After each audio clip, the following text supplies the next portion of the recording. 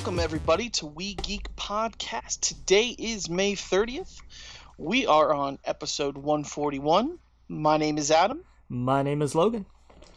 And how's your week been, man?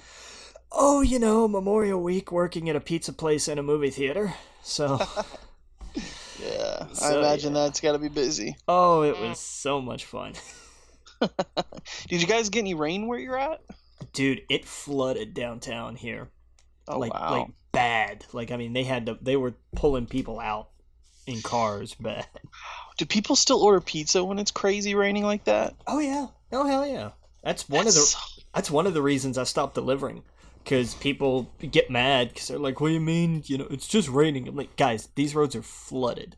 Like if it gets and I've done this before back when I was driving more than I'm on production now. Like if it got so bad that if you could look out the front of the store and not see the street at the end of the parking lot, I was like, not doing it, not happening, no way. Yeah. And so that was fun, but no, it doesn't matter. People just look at it and go, well, I'm not going out in it. I got somebody else to go out in it. And hey, if you're dumb enough to go out in this, or you feel like you're safe enough, that's fine. But it's not, because I'm okay in the rain, but it's other people that are the problem. Right. That's the problem. There are so many people that just that can't drive to begin with. But oh my god, if it sprinkles, they freak out. And then if it's like an actual downpour, forget it. Just forget it. Yeah, man. No, that's crazy. Yeah, I imagine when it's raining like crazy. I don't order pizza, because then I think like whoever's delivering it has to now walk through the rain with the pizza. And Mm-hmm. I don't know how it doesn't get. Oh, I guess they have it in the heating thing, but that's the last thing I do. But it gets crazy here in Florida when it's raining. I don't know. Yeah, and it was raining on and off all weekend, but we totally missed that storm. We thought we were gonna get like the outer banks of it or whatnot, but it was just like, it'd rain for an hour or two, then it'd go away. Typical kind of Florida weather. If I had no idea there was a storm off the coast, I would just be like, oh, it's just another day in May, Yeah, pretty much. Thankfully though.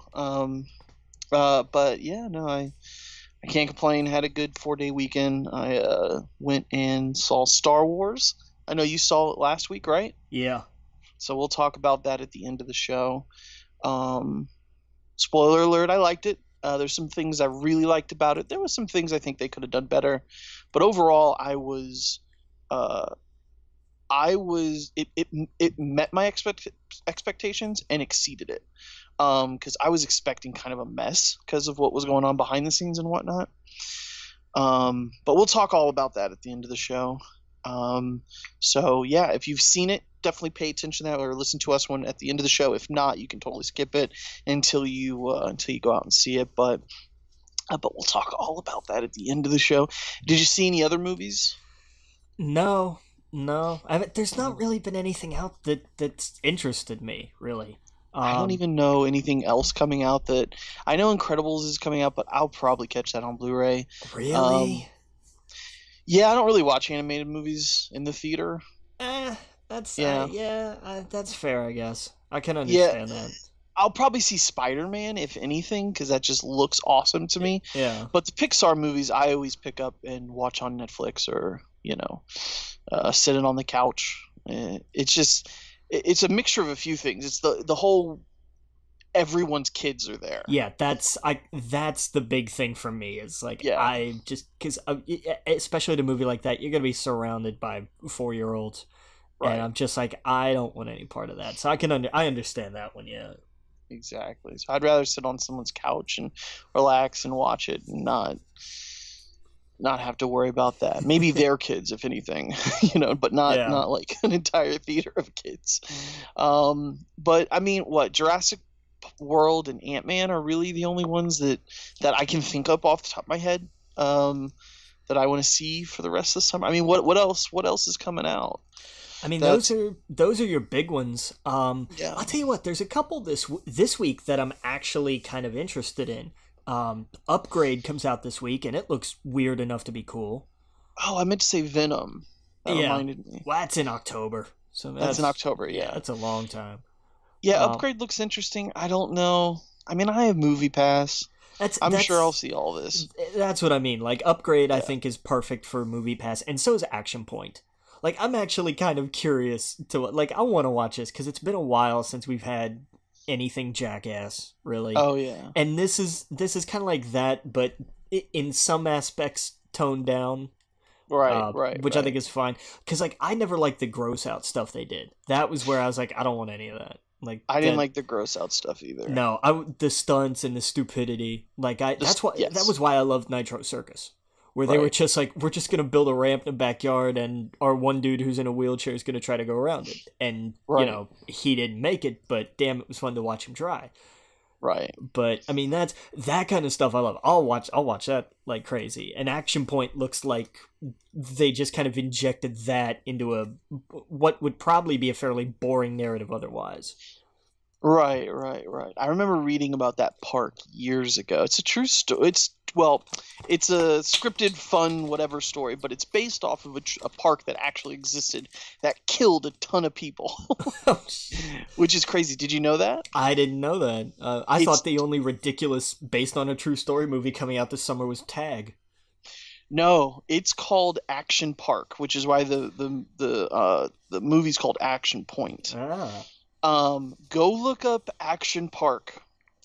On Wikipedia, there's probably a ton of documentaries. But it was a real park. A lot of people died. I don't know exactly how many. I'm sure actually I'm on the Wikipedia right now. Let's see. Oh man, it gets dark. Okay, so I'm not going to go over the details, but there's 1, 2, 3, 4, 5, 6 deaths between 1980 and 1987, Yeesh. which makes this. When I saw the movie, it was a comedy based off that park. I was like, didn't like a ton of kids die there? And they totally did. 15-year-old, 19-year-old, 27-year-old, guy had a heart attack, an 84-year-old drowned in the wave pool. Like it 18-year, it just gets bad. And I'm like, what? It kind of when you see the trailer, it makes it see it in a different light. You're like, oh, this is. So I don't know how they got away with that. I guess because they're not really referencing it. Like, this is clearly somebody read that and said, man, this is really tragic. What would this have been like if nobody died?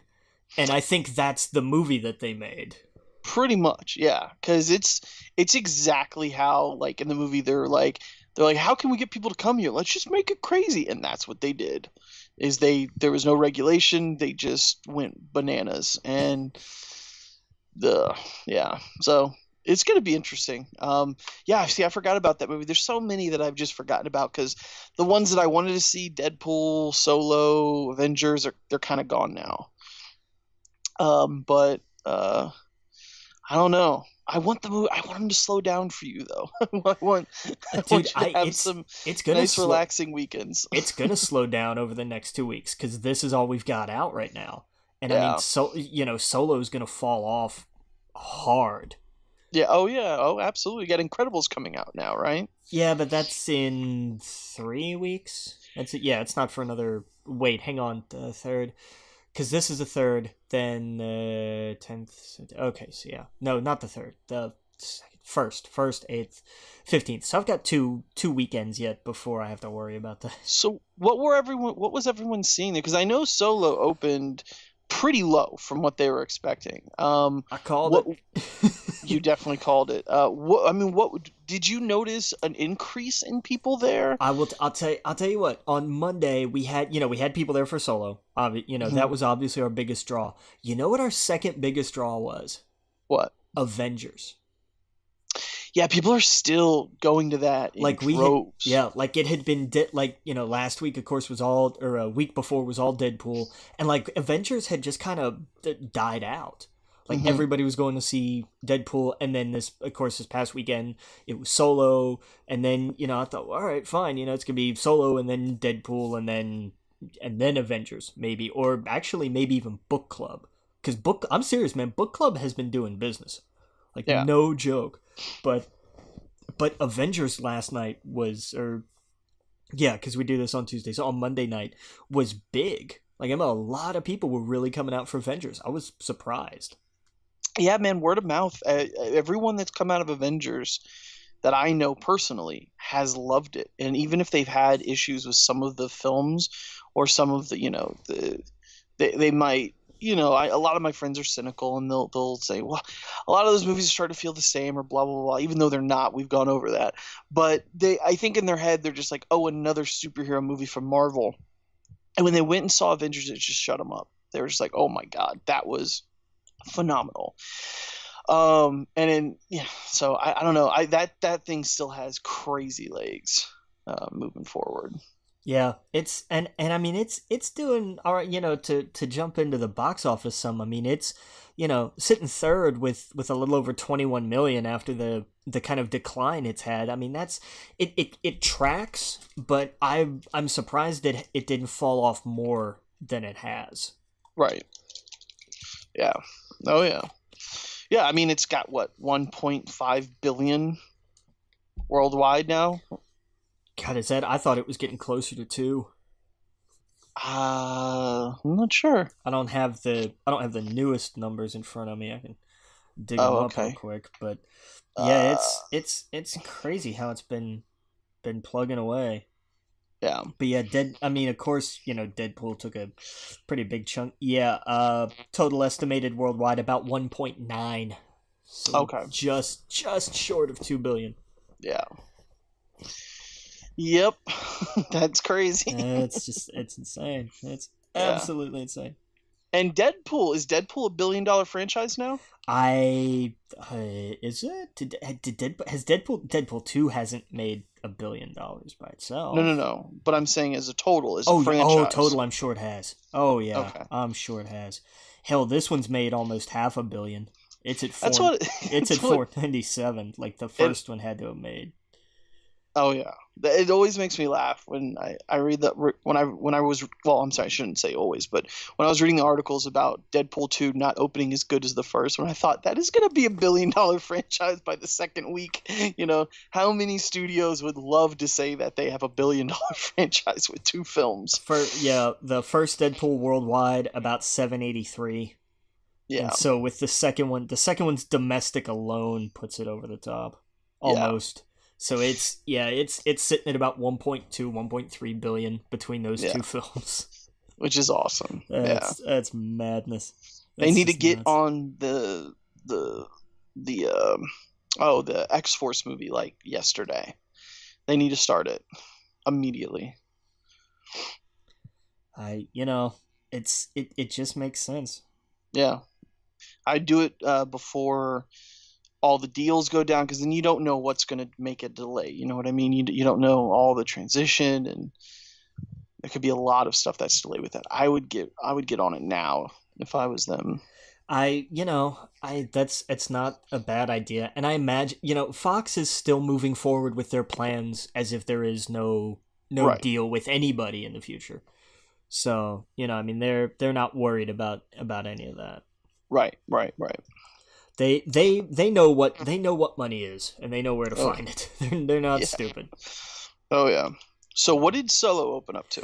Solo for 4 day. Now I'm doing 4 day totals. Um, Hmm. I had set the bar at 110 million, Yeah. and I think I even thought that was going to be 3 day, and I still took the under. Yeah. 4 day weekend, it made 103 million thereabouts. Yeah. So That's definitely underperformed for a yeah Star Wars movie. I'll say. Yeah. I mean, I wouldn't like. I saw a lot of articles that were like, "Is this the end? Are they going to?" just total freak out mode. I love looking at those articles because it shows me who actually pays attention to things and who doesn't. Right. Like I'm sorry, if you're writing for any website and you're looking at this and you're like, does this spell doom for Star Wars? Quit. Fire these people and hire me. Cuz I'm sorry. That whole narrative is just stupid. Oh my god, one movie didn't do, $250 million its opening weekend. Big deal. This is a bump in the road that Disney themselves has said they're going to fix. Like, absolutely. Even Kotaku put out an article titled "Everyone Needs to Calm Down About the Solo's box office performance." Thank God, jeez. Yeah. I'm looking at Kotaku being the voice of reason. Oy, for real.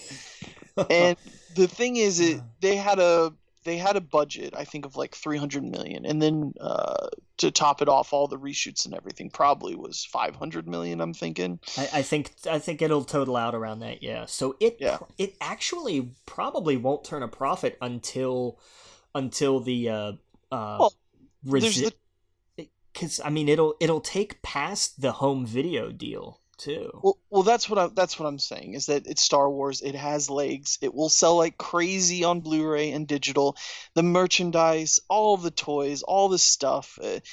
To me, there's some lessons here, and this is not just for Lucasfilm or Disney, especially Disney though. Do not release 3 or 4 films within a 4-week or 5-week time period. Amen. I mean, maybe it's 3 that they've done. It's going to be Avengers, Solo, and Incredibles. And it's too close. It's way too close. On top of that, you have Deadpool and everything else. Well, stick to December. And Ant-Man comes out 2 weeks after The Incredibles? Yeah, it's 3 weeks, something like that. It's ridiculous. That to me is one of the biggest problems that I can see. Obviously, the reshoots, they pulled the trigger. They had to do that. They knew it was going to cost them, but they wanted to save the film. There was reports that it was more like Ace Ventura, and they were going off script, and I don't think I would have enjoyed that. I don't think I would have enjoyed it. Definitely not as much as what I can't see that. In that kind of movie. So they had to do what they had to do. And I don't know. I think that sucks that it's getting a lot of bad press about that. And the people who they think it's because of The Last Jedi, I doubtful. I guarantee you when Episode 9 comes out, it's going to do crazy numbers as well. Yeah, it's going to dominate. As this, I mean, you've been saying since day one this should have been Christmas. This should have been Christmas. Solo should have been this Christmas, and you're absolutely right. Yeah, it's too close to the last one, because even like some of my friends and family member who they don't, most of the world does not pay attention to this stuff. They only kind of hear about it, and then they go about their business, and then they kind of judge going by that. And most people thought, well, didn't one just come out? Exactly. This one's about Han Solo. So immediately it's a film about a character that we all love, but it's a prequel. So that's kind of I think that's one mark against it. That and in the minds of the casual viewer, they're probably thinking, oh, okay, well, that's not necessarily something I need to go out and see because it's going to push something forward. That's like it's its own sequel. So it's a smaller story. And then you shove it in between some of the biggest films this summer, like literally next door to some of the 2 biggest films this summer. All of that was going against it. And then all the behind the scenes stuff. So if anyone caught word of that, they're probably going to be like, I don't know. The biggest strike against Solo was that Deadpool came out last week. That was it. It was a week after Deadpool. That was the worst thing facing it box office wise. Yeah. There's no doubt in my mind. Yeah. They should have, with all the reshoots and stuff, they should have pushed it to December, given it time to breathe. But I think they were maybe afraid because of all the bad press that it would just be months and months of more and more stories or whatever. But I agree, man. I think that if they would have put out in December, nothing around it, It's Christmas time for the last 2 years. When it gets Christmas time, it feels like it gets Star Wars time. That's when all the family's ready to go. I know people are way more willing to go see movies in that time period than they are in this time period, because I don't know, maybe I'm weird, but when it's this time, I want to go out and do something. I don't want to go sit in a movie theater. Yeah. No, we Um, were we were not Christmas busy. Like we were good. We were good and solidly busy for a Monday. But I right. mean, it was like an extra weekend night. It Hmm. wasn't some spectacular, Christmas was hell. Like, I mean, Right. it's a Yeah. whole different ballgame. And there's a little bit of a history of Memorial Day not being Memorial Day is not this like golden egg weekend.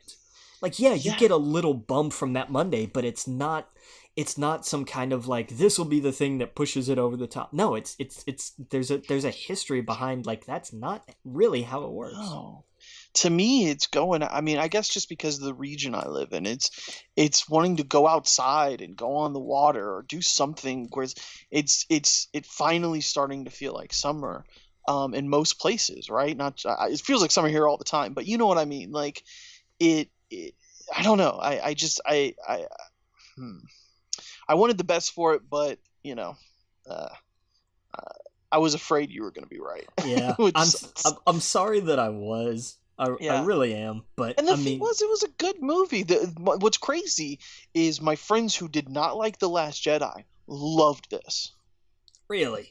Yeah, it was the complete opposite reaction. In fact, almost all of them, there was like three or four of them that I know did not. I shouldn't say that there was level. There's levels to it. Some of them really did not like The Last Jedi. Some of them thought it was okay.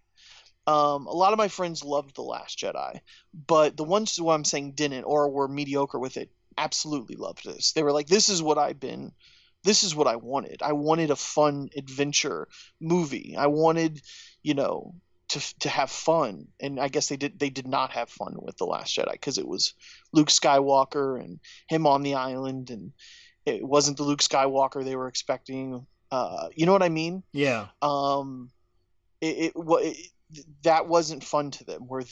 And that movie made them think. You know what I mean? It made them go, well, why is this why are these relations, why is this happening, why is this, it was more of a film to unpack, where this was just like, oh my god, they're talking about the Kessel Run, they're doing the Kessel Run, they're doing this, they're talking about these planets, they're playing Sabak.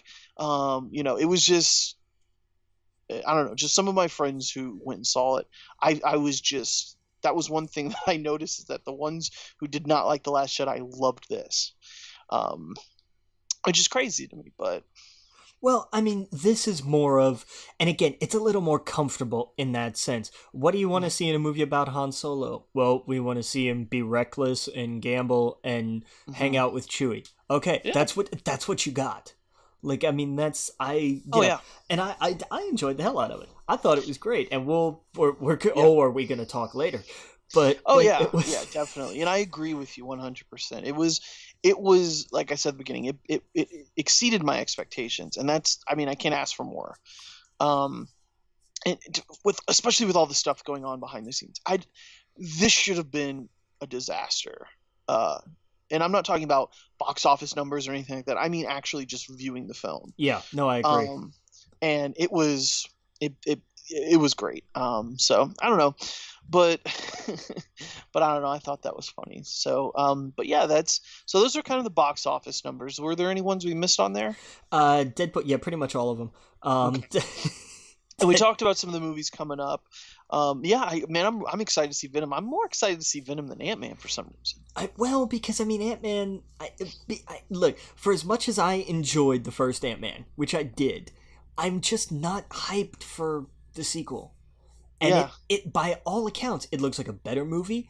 I'm really stoked to see what Evangeline Lilly's gonna do, because she's a Yes. badass, and it's only like that's only gonna make that film better, no Yeah. doubt. But I'm just not hyped about it. And I'll go see it, and I'm sure I'll enjoy it, but I'm not like super excited for it. Venom is something that we haven't seen. We get a lot of people that walk by. I'll notice when people walk by the poster, and they'll see Hmm. it, and they're immediately you can tell like people who know a little bit about Venom are kind of like, oh, that looks cool, but people who know Venom will look at that poster and they'll freak because Yes. they're like, Yeah. oh my god, that looks right.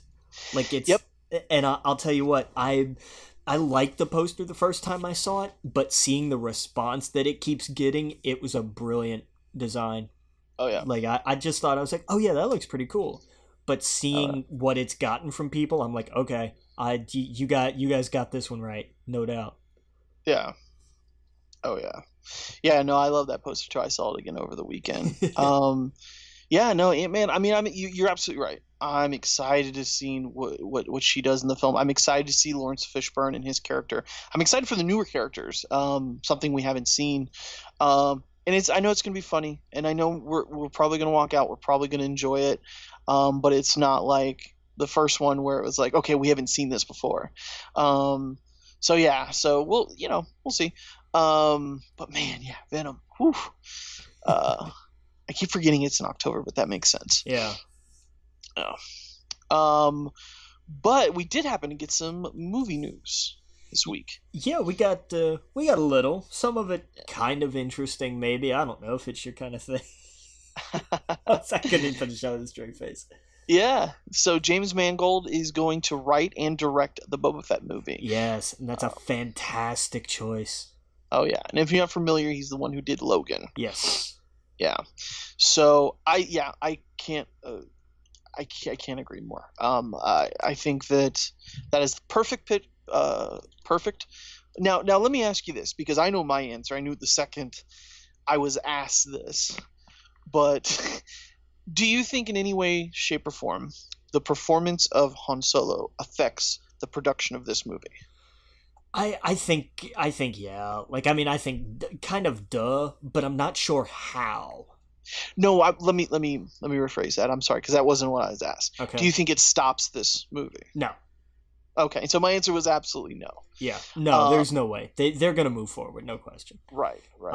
They may scale it down.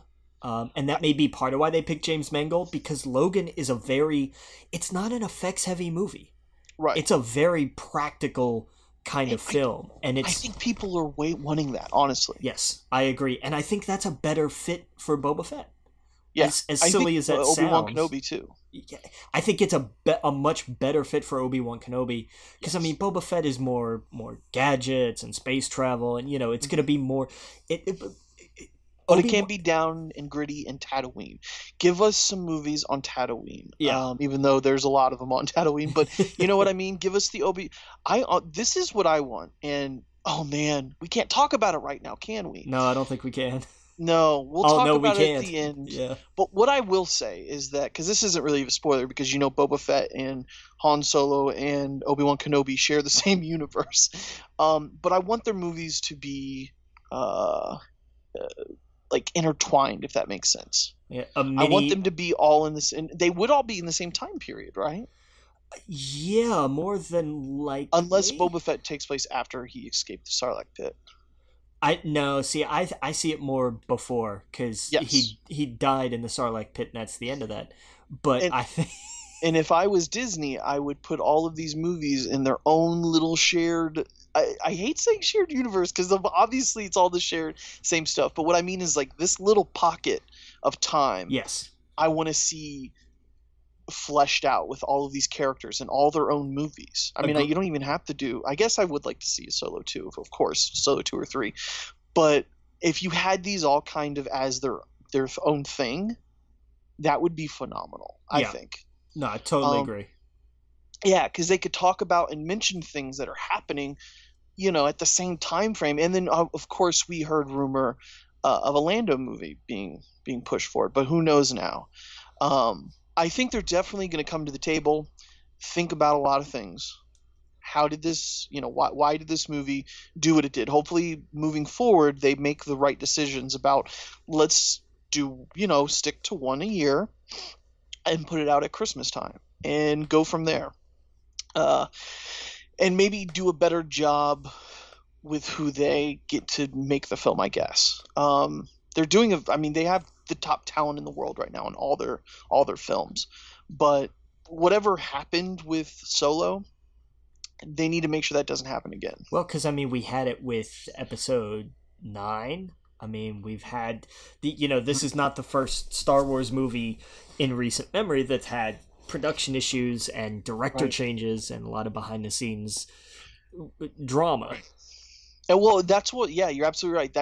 That's what happened with Episode 9. They didn't like the script. Yeah, they didn't think that it was good enough, so they got what most people, a lot of people, think is the best of the new film franchise, the Force Awakens, and they put JJ on it because he's a safe bet when it comes to Star Wars. And now, I mean, I don't even know the map in front of me. I'm thinking in my head, but bear with me. The map in front of me of who is on what moving forward with Star Wars is still kind of blurry. We have the James Mangold for Boba Fett. Nothing official about Obi-Wan Kenobi, but we all think that's going to happen. Well, there was somebody attached to that a while back, and I think that's still the same. I'm going to look that up here. And there technically was someone attached to Boba Fett, but then he did Fantastic Four. Right, yeah, well. Yeah, and that bombed. Yeah. Han Solo was always going to happen. Even George Lucas was in talks with this Han Solo movie. He actually did a scene in this movie. Yeah, he directed a scene, which was cool, I thought. But we all knew Han Solo was going to happen. But anyway, we have the Boba Fett, the Obi-Wan Kenobi. Technically, Boba Fett isn't official yet, right? It's just Hollywood Reporter reported that he's attached to write and direct. I think it's it's kind of that thing of like it's basically official. It's not official. Rumored. It's like we're reporting this as a thing, but it's not Disney official. Disney didn't come out and say it, yeah. Right. Obi-Wan Kenobi is definitely something we think they're working on too. They came out and said they want to do a Lando movie. And they would be stupid if they didn't. Donald Glover, Childish Gambino, one of the hottest people on the planet right now, to put into any project. So those are 3 films. Then we have the Rian Johnson films, correct? He's got 3 of them. He's got a trilogy deal, yeah. Yes. And then we have the guys from Game of Thrones. Yep. Was it Benioff and Weiss? Yes, and are they doing a TV show or their own? They're doing their own, I think, trilogy of films as well. Okay, so we have 3 films that are Boba Fett, Obi-Wan Kenobi, and possibly Lando. Then we have 2 other trilogies, right? Yeah, basically. So, I'm trying to wrap my brain around this. So I guess, my guess... Well, who do you think is going to do 10, 11, and 12? Or do you think they stop with that numbering entirely? I think that's going to be something that they're not going to do. I think they're going to leave the main sequence idea, like the Skywalker and Rey legacy and all that stuff. I think they're going to leave that for a while. I think the guys who do Game of Thrones are going to do 10, 11, and 12. I think maybe you stop numbering them. So you think it goes to Star Trek? What was one of the films that came out? Oh God, Into Darkness or something. Into Darkness. Right? So they basically just drop the number and they call it Star Wars instead of Star Wars Episode 1: The Phantom Menace. It's just Star Wars: The Phantom Menace. Yeah, I think they go that road with it, unless they're gonna continue to tell that, you know what I mean? Not tell those characters' story. But specifically, oh no, it is a sequel to Episode 9. Yeah. I think it's just going to be... I do think it's just going to be Star Wars whatever. Okay. And the Stephen Daldry is attached to Obi-Wan. He has directed the upcoming Wicked the film adaptation for Wicked. He directed Extremely Loud and Incredibly Close. He directed The Reader and The Hours. I've never seen any of these. And Billy Elliot. So he's also done a lot of stage. He's done a ton of stage stuff. Okay. So it's I don't know, it's interesting. I think that James Mangold might have been a better choice for an Obi-Wan movie, considering the similarities between that and Logan. Yes. But I not to say he'll do a bad job with Boba Fett. Well, I just it's funny you say that because Obi-Wan Kenobi is more Logan, and Boba Fett is more Wolverine. That's true. That's a fair point. No, that's a good point.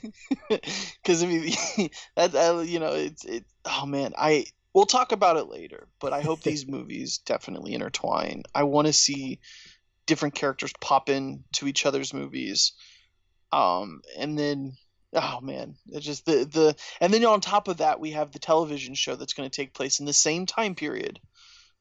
Or no, actually it takes place after Return of the Jedi, doesn't it? Yes. Yeah. Okay. It's at the other break. It's at the other break. Gotcha. Okay. Which is also an awesome time period. So, okay. Yes. Yeah, I was thinking it was the same, but no, it's not. Okay. So that's good. That's good. Man, there's a lot of Star Wars coming. I'm excited. I don't want to hear any of these articles about fatigue because after seeing Solo, honestly, I wanted more. I just wanted them to be smart about it. Is all. Yeah. Yeah. I want them to do good, and I wanted to. I didn't walk out of it going, you know what? I think I'm done with Star. Come on, get out of here. I remember when the thing we looked forward to the most was Star Wars Detours, and it was going to be an animated thing on Cartoon Network, and that's all we had to look forward to. Yeah, nothing else. Very true. And it was so sad. That was the thing that George Lucas came out at Celebration and surprised everybody, and I was in attendance, so that was awesome to be in the same room. And that was it. That was the big news. And to think now we're talking about all of these movies and TV shows, I could not be more excited. Yeah, I hate turning on the television and there's nothing there. Yeah, I'm even getting tired of like The Flash and stuff like that. I want something different, and I don't know. Yeah. I can't wait. And Favreau's Star Wars show is actually going to take place between Empire and Jedi. Are you sure? Yes, it takes place officially, as they have said, 7 years after the Battle of Yavin, which puts it a couple of years before Jedi. So so that's Shadows of the Empire time period. Yes. Yeah, thereabouts. Yeah. Okay.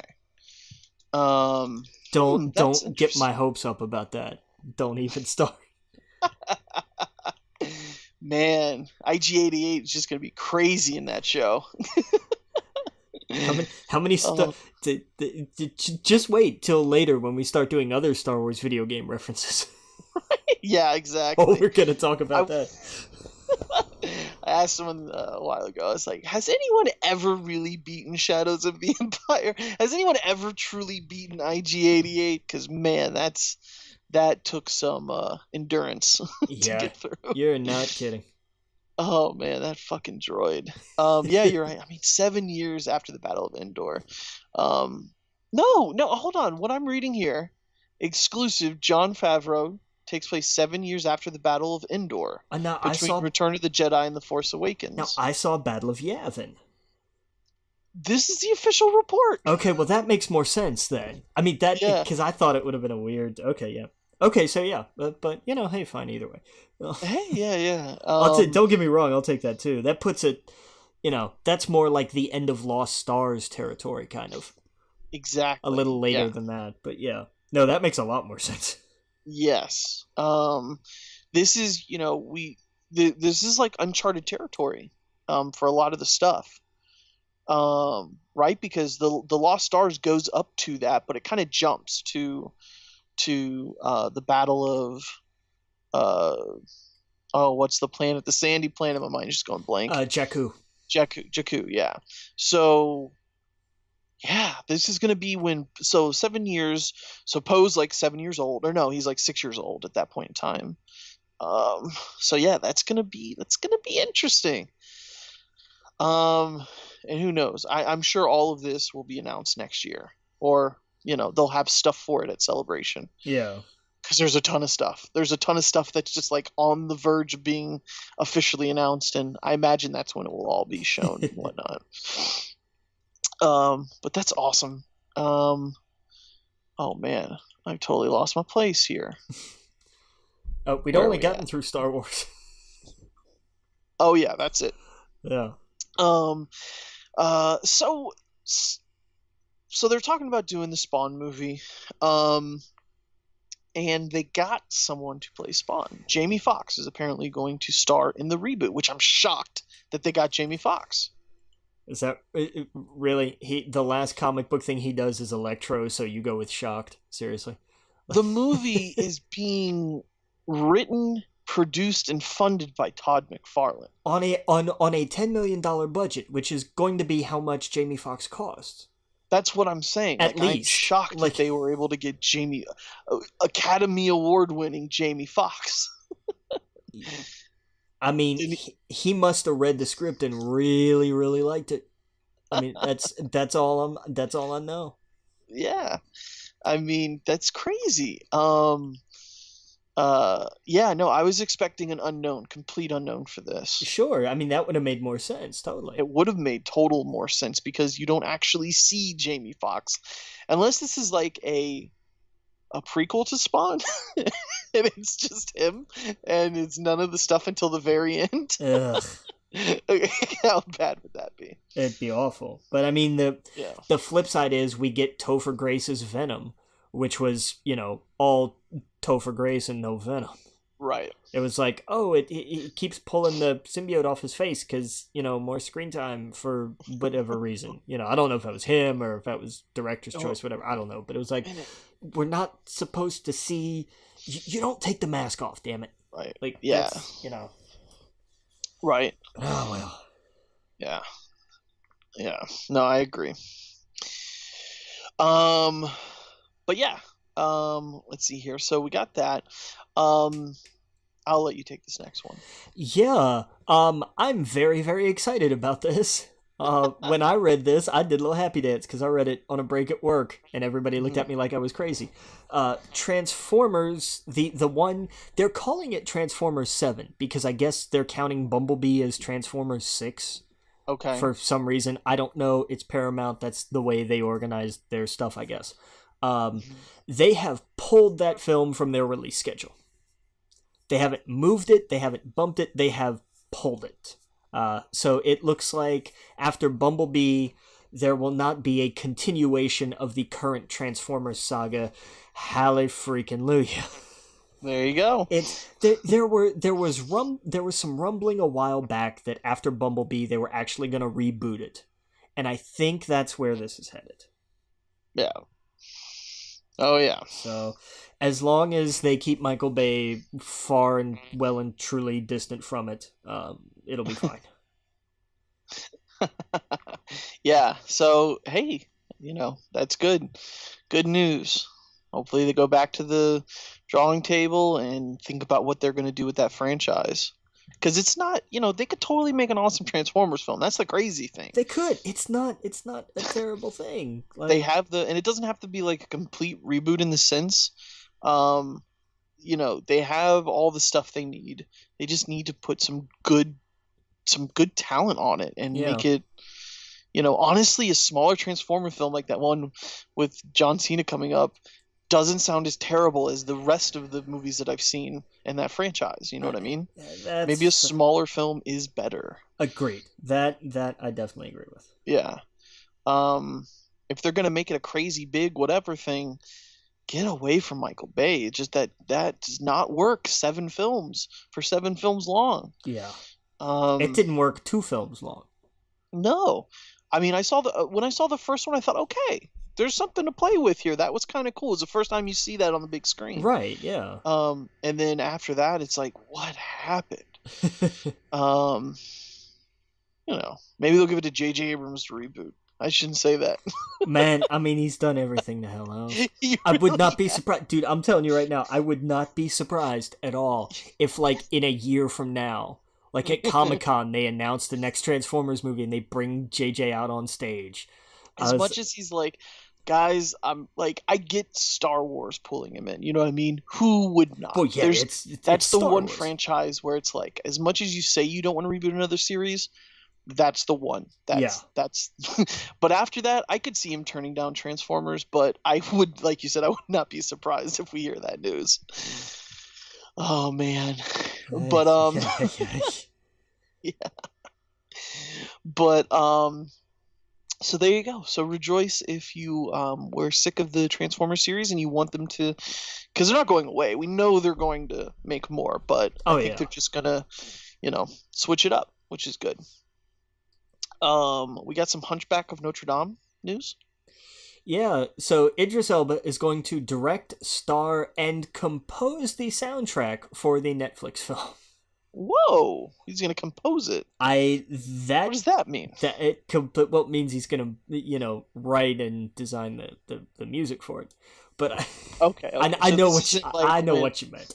But Yeah, I'm like what?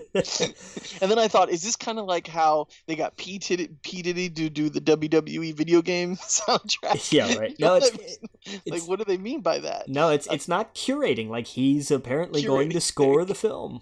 He's gonna score it. That's awesome. Hey, why not? I sure We'll see. go for it. Why Yeah. not? If we're watching the film and we're like, that doesn't sound right, we'll know why. Right. Oh well, here we go. We found one thing that Idris Elba can't do. Right. That's true. Yeah, That's right. true. We've got to find something eventually, man. Like he's good at everything. There's got to be something he can't do. He can even manage an office in Scranton, Pennsylvania. Shut up. He's done it all. I'm gonna let you take this one because I saw you post it earlier. It was Man, hilarious. okay. So Paramount Players, which is a division of Paramount Pictures that is working a little more in I don't know, like they're doing a lot of like the Nickelodeon films and stuff like that. They're doing like the Are You Afraid of the Dark film and that kind of stuff. That makes sense. Yeah. I'm with my buddy Aaron, who was posting in our group. I think they lost the bet, so they got stuck with the rights to creepy crawlers. Now, for anybody who's thinking about this and they're trying to remember, like, oh, I think I've heard that before. It was basically a boy's version of an Easy Bake Oven. It made little gummy bugs for you to eat. Right. They're gonna make a freaking movie around that somehow. So this is how I see it. Okay, I want to hear this pitch. Go for it. They get a haunted creepy crawler machine, Okay. and it creates these crazy creepy crawlers that attack them and come to life at night. That's pretty much about the only way you could do it. Yeah. If Who they knows? if they Jack tried Black to... will be in it. Don't even joke, man. Don't even joke. Okay, Kevin Hart and The Rock will be in it. Don't you start. You say these things and then they happen. Okay, I'm sorry. Will Ferrell will be in it.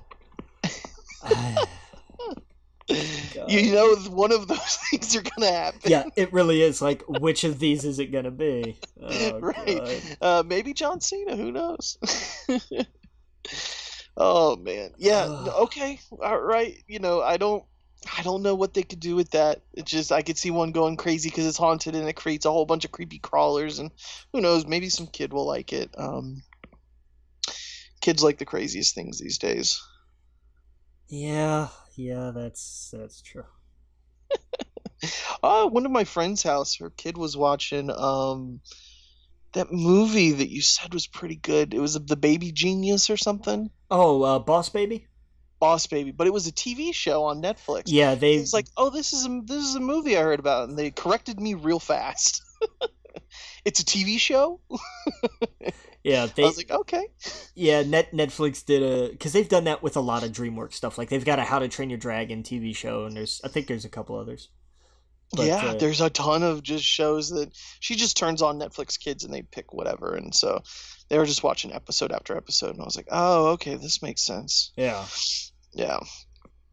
But yeah, Creepy Crawlers, the movie, theater near you. We don't have much TV news this week. But you go ahead and take this. Yeah, really, the only thing that I could find was some Watchmen news, and it was just a list of people who have joined the cast. Okay.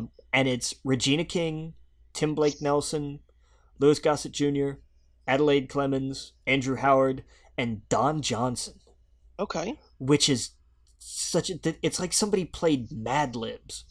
Like, Yeah, I'll be honest, I don't recognize a lot of those names. I don't either off the top of my head, but it's just it's really strange. And I And mean, apparently, Don Johnson, really? yeah, I don't know. I don't know who a lot of these people are going to play. Well, because I mean, here's the thing. It's one of these things of like it's a long distance sequel to Watchmen. Right. It's going to be set like contemporary ish times, Okay. but it's going to be contemporary in relation to the Watchmen universe. Right, I understand that they're not doing it. I guess people were concerned that they were going to do like the exact same thing they did in the movie. Right.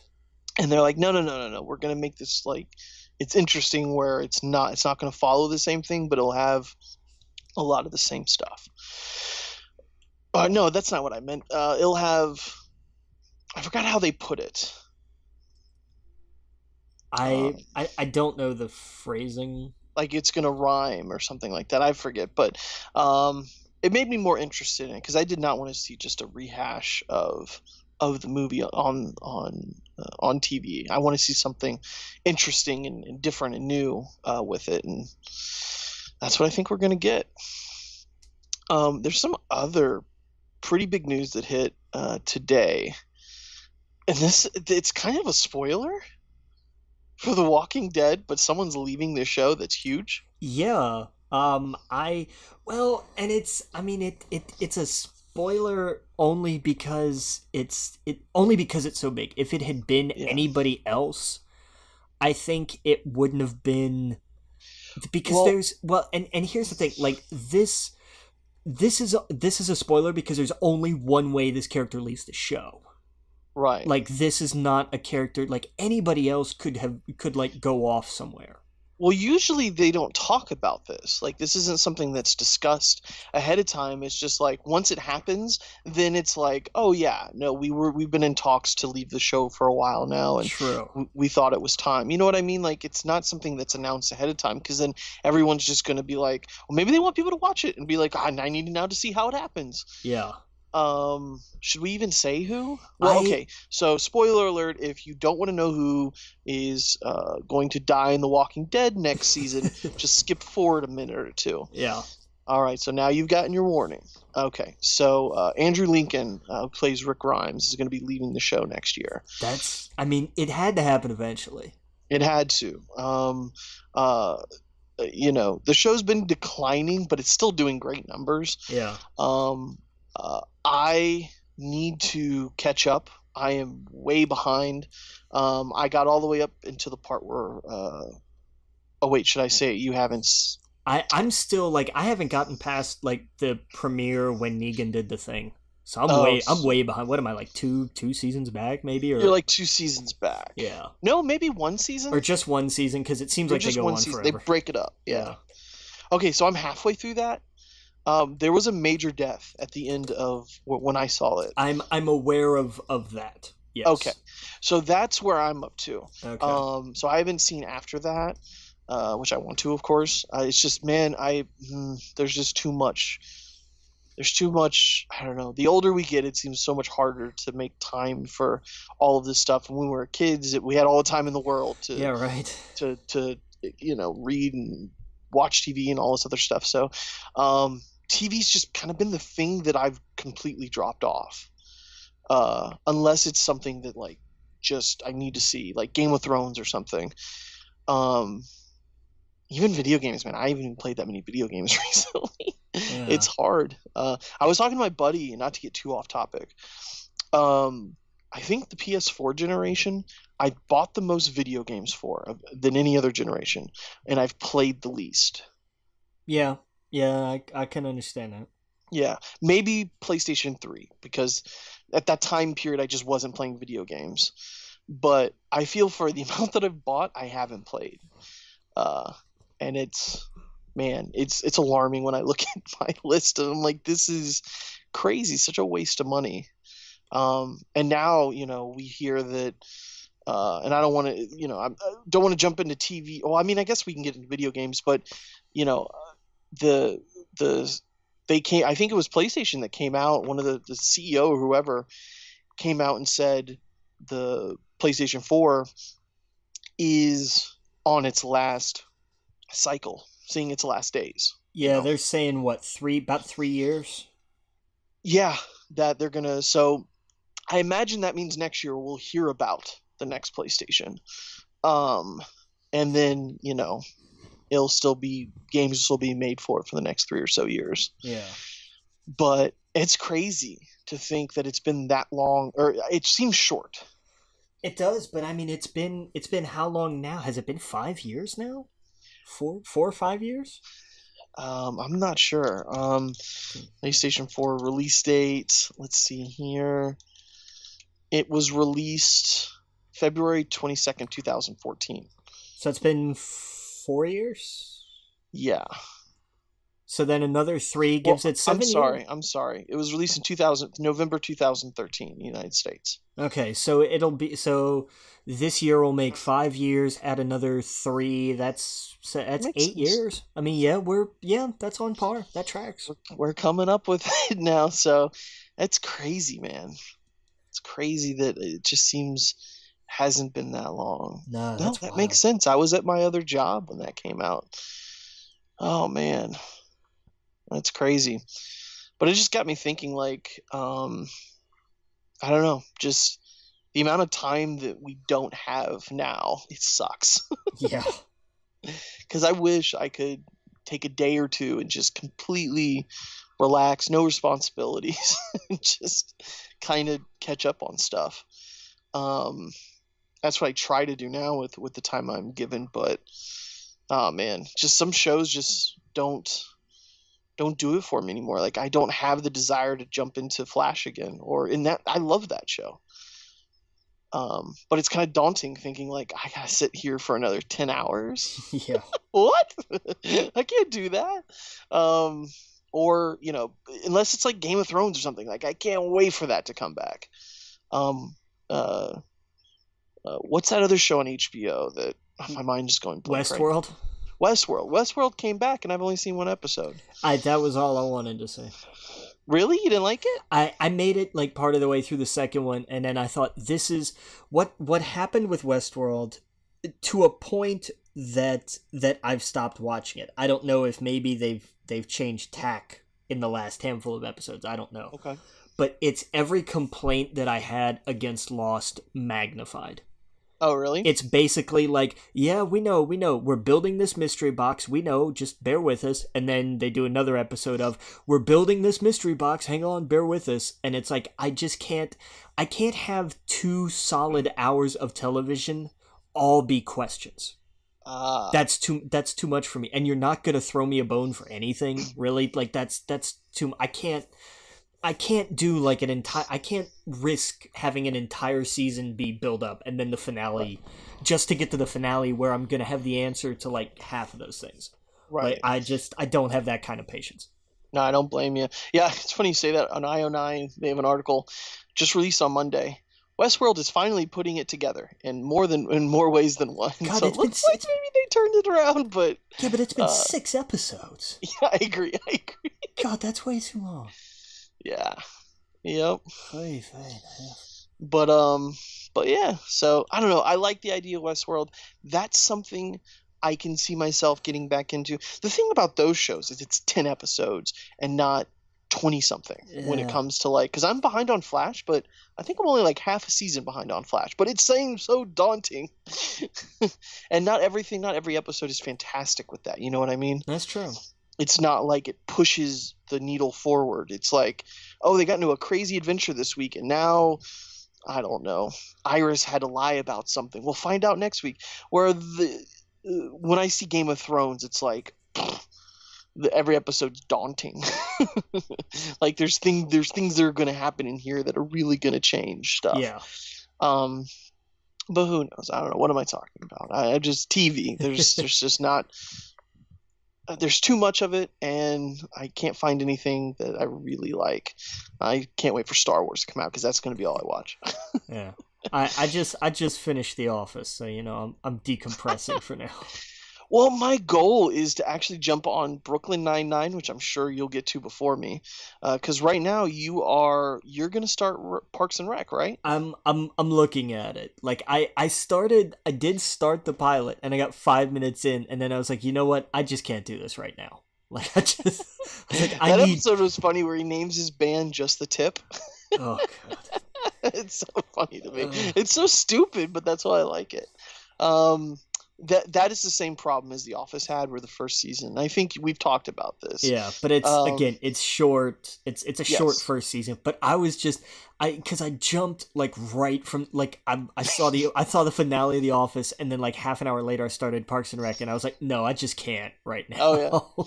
And Just see, can't. Parks and Rec, it came out of The Office. They were shooting, they were in production to make an Office spinoff, and it was gonna star Jim's girlfriend.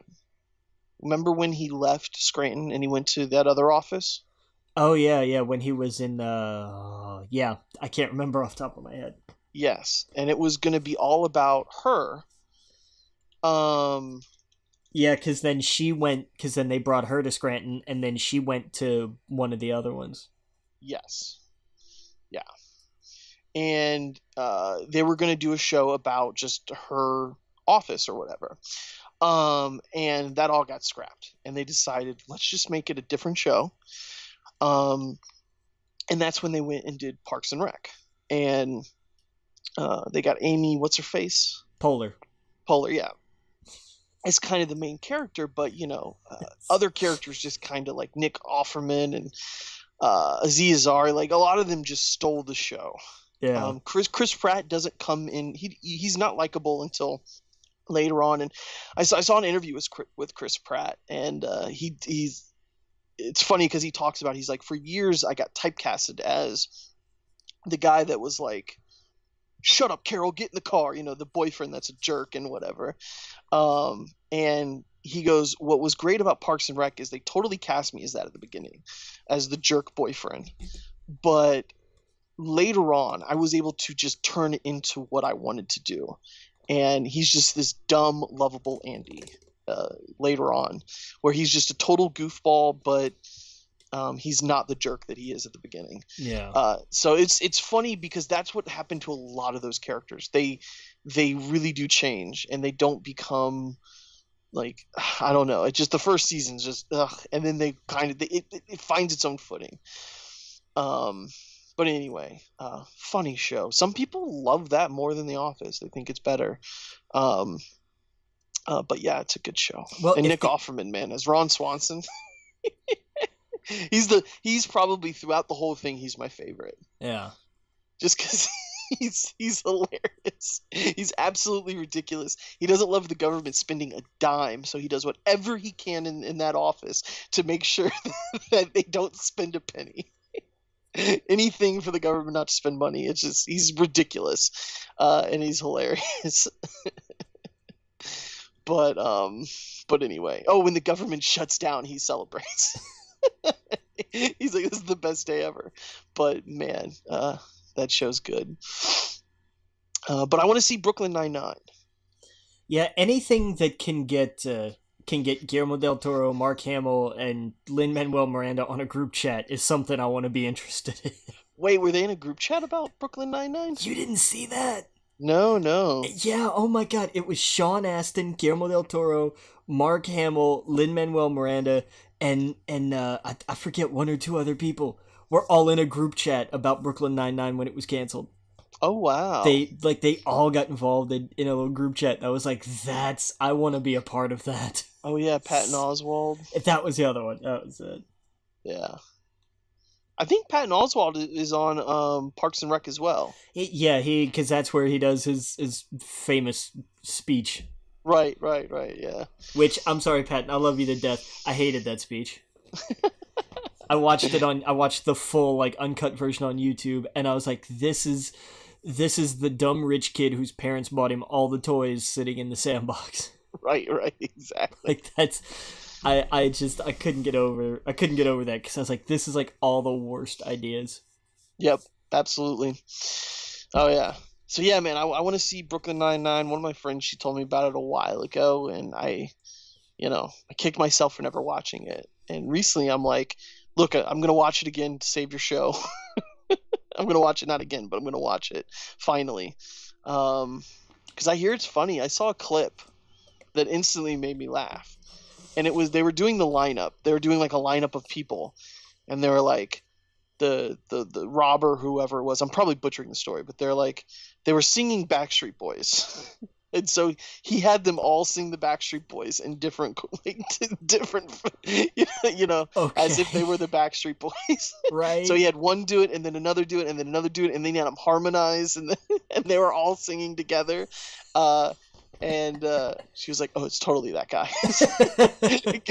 But yeah, it was hilarious. uh, It's like, wow, okay, so this is it's from what I understand, it's on the same kind of comedy level as Parks and Rec and The Office. So I'm definitely gonna check it out. And then who knows? Maybe one day we'll get a movie where they all three cross over. Wouldn't God that be help us something? all. I would love that. That'd be great. It'd be like Avengers Infinity War. The most ambitious crossover of all time. Yeah, hold our beer. Yeah, exactly. That'd be fantastic. Just to see, God, could you imagine like Terry Crews and Dwight and Ron Swanson all squaring off? Oh yeah, Michael Scott. Like it'd be Oh, crazy, to get them all in there. Yeah, oh man, boy. that would be hilarious. That would I would go see that movie or watch that miniseries or whatever it would be. They got to get Mark Hamill in there now as a cameo. Oh yeah. Oh, absolutely. Yeah. Yeah, Like it's got to be part of it somehow. I saw him hanging out with James Gunn. Yeah, like they're neighbors now, I think, or something. Yeah, they're neighbors, so they were like on Instagram talking about like eating each other's cobbler pie and stuff. It's because Mark is weird and James is weird, Yeah, so it totally works. yeah, exactly. That's awesome. I want to go over to Mark Hamill's house and have a piece of cobbler pie. Like that sounds so awesome. But yeah, no, that's cool. Which just means where he's got to be in Guardians of the Galaxy.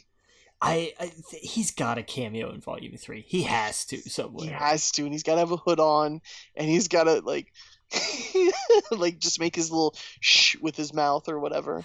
I would. Uh, It would really be great if somebody like Drax is running by him or something, and like bounces into him. So he just kind of puts his arm out, and you see Drax fall over, but like unbeknownst to everybody, like he's actually tripped on something. right. Like that would be the humor of it. Like you don't Yeah. notice, like as he's getting up, you see like off to the side something that he's clearly like he's stepped on something and fallen over it or something. But Oh they yeah. don't. You just see him fall over. Like it could be like from the knees up or something. But it's like, Oh, yeah. Oh my God, my brain just melted. These are owned by the same company. I know. Oh man, Yeah, they there's they nothing could stopping him. totally just do Luke Skywalker and not even mention it. Yeah. They could totally just have him sitting there with his lightsaber and just not say a word, and just watch the internet melt, because they'd be like, "What? How? What?" They would break down. It'd be great to see Rocket come up to him and like when he's got his hand out and he's like, "How much for that hand?" And then Right? like it's just like you don't know it's Mark Hamill. You don't know like you just see like the robot hand and Rocket just goes, "How much? So how much for the hand?" And like he pulls the hood back and you see who it is, and even Rocket just kind of looks at him and freaks out and like runs away or something. And that'd be it. Just that. Doesn't have to say a word. Right? But oh my god, it'd be amazing. Oh yeah. Oh yeah. Man, they could do that. They could totally do that. Um, People would lose their minds though. People would be so mad that they crossed over, Oh, even they'd if it be was just as a joke. Yeah, they'd be furious, but that'd be the fun of it. That'd be yeah, exactly. That'd be great. And that's what I want out of Guardians. I just want to have fun. Or, dude, he could. I just, man, he could. What's his face? Star Lord could just totally walk up to him and go, "You look like Luke Skywalker." and him just wave his hand, like Oh, use the force on him real fast. You did not see Luke Skywalker or whatever. But he could totally do that. He could totally freak out and be like, dude, you look like Luke Skywalker. Or just, and then no one knows who that is. No one else. yeah. He's like, that's Luke Skywalker. He's a legendary Jedi. They're all like, what are you talking about? We don't know who you're talking about. Oh man, that would be fantastic. That would be great. That's a good way to do it because, yeah, he's the only one who would know that reference. Yeah, it would just be a joke. Oh man, the possibilities. And he's writing Guardians 3 right now, so Yeah. man, I doubt Disney would let them do that, but man, that would be hilarious. But oh man, just a quick, 5 seconds of film, it'd be so worth it. Right. That guy looked just like him. And him just, or even if it was just like every once in a while, like he just keeps like, man, I keep thinking about how much that guy looked like Luke Skywalker. That'd be hilarious. Oh man. Ooh, sorry about the detour there, but Another Star Wars detour. Who knew? yeah, exactly. Oh man, so there wasn't that much release this week about video games, but there was 2 big pieces of news. First of all, let's talk about the Fallout stuff. Bethesda tweeted a Fallout teaser that just said, please stand by, with an image. And apparently it's from the same image used in the new Fallout Vegas. Oh, Fallout New Vegas? Fallout New Vegas, yeah. Okay, so we're gonna get a New Vegas too. Okay, great. That's what I'm thinking. I don't care. New Vegas sucked. It never worked. They never fixed it. Here's a hot take. Fallout sucks. I'm not a fan of Fallout. To me, it's bland and it's muted, and I don't care about it. I follow the sympathy of I don't like it, but I mean, New Vegas was technically broken. Like, I mean, it was as an actual video game, it didn't work. Okay. It was buggy and glitchy and busted as hell. Yeah. And it took them forever to put it together. Mm-hmm. It was a train wreck. That's what I meant by like it sucked. Gotcha. Like it actually technically was a disaster. I never played it. I played a lot of 3. I tried 4, but for the life of me, I could not get into it. Yeah, I was never a fan. Like I played 3. I played a good bit of 3, but I've never even picked up 4 because I just have no interest. I really don't. What I want from Bethesda more than anything is for them to announce Starfield. That is what I want. It's apparently their sci-fi game they're working on. So we have Elder Scrolls, which is their fantasy. We have their apocalyptic future, which is Fallout. Starfield is supposed to be their sci-fi RPG. That's what I want. Planet hopping, bounty hunters, all of that stuff. We'll get that at E3. That'll be their crowning piece this year. And okay, so that's number 1 I want from Bethesda. Number 2, I want Elder Scrolls 6 news before I get more Fallout games. And here's the thing, because New Vegas wasn't Bethesda didn't make New Vegas. I know, but it was still a Fallout game though. Agreed. It wasn't like it wasn't like a completely different, like for example, Elder Scrolls Online is an MMO. It is not a straight up RPG, if that makes sense. Right. Where Fallout 3 was the same engine and everything as Fallout, right? It was the same, let's go to Vegas and play Fallout, basically. It had to have been. Why would I don't understand? I mean, it was the same different engine. It was the same kind of game. Yes. Right. That's what I mean. It wasn't like an RTS or something. Right. But I want an Elder Scrolls 6. I don't want the MMO I play with my brother, and I love it. And it's great. And they have that new Shimmering Isles or whatever that's coming out. But I want some information about 6. And I want it to come out before the PlayStation 4 moves on, But we'll see. Yeah, I don't know, man. Yeah, but apparently Bethesda's got a ton of announcements they've been teasing, so they said more announcements than ever, so we will see. E3 is next week, right? A week from Monday. A week from Monday. Okay, so it's 2 weeks. Gotcha. Yeah. I might take off work because I just want to chill, not do anything, watch it on TV. Uh, and I could take a Monday off. That's an easy day to get off. Might do that. That might be fun. I miss doing that. um, it's all streamable too, right? The last few E3s have all been streamed online. Oh yeah. Like they'll all at least be on YouTube. But like I know Microsoft's will be streamable through Xbox, Sony's will be streamable through PlayStation. Like but they'll all be on their respective YouTube channels. Now, are they all on different days? I think they're all Monday. They're all on Monday? Bethesda's might be Sunday night. Yes. Yeah. Okay. I knew some of them are Sunday. Bethesda's will probably be Sunday night, and I don't remember offhand when Square's is. I don't know when Square Enix's is. Okay. I think I found it. Okay. So here we go. Okay. Lay it on me. Buckle up, buckaroo. Let's see here. Saturday, June 9th. Nothing. This chart doesn't make sense. Hold on. Right. Okay. It's blue. Okay. Saturday is EA. So wait, what? It's giving me the cities. It's saying at 11 a.m. Los Angeles is EA. Okay. So New York time. So 2 p.m. Eastern time on Saturday will be EA's. That's bizarre. Yes. And then on Sunday is at 4 p.m. Microsoft. So that's 7 o'clock our time. No, 4 o'clock p.m. Eastern. Oh, okay. So 9:30 p.m. Eastern on Sunday is Bethesda. Okay. Yes. So 1 p.m. Eastern on Monday is Square. Ubisoft at 4 p.m. Eastern is Ubisoft. At 6 p.m. Eastern is PC Gaming. And at 9 p.m. Eastern is Sony. Tuesday at 12 p.m. Eastern is Nintendo. Yeah, that makes sense. Man, holy shit. So Saturday, Sunday, Monday, Tuesday. God. Really? Wow. That's 4 days.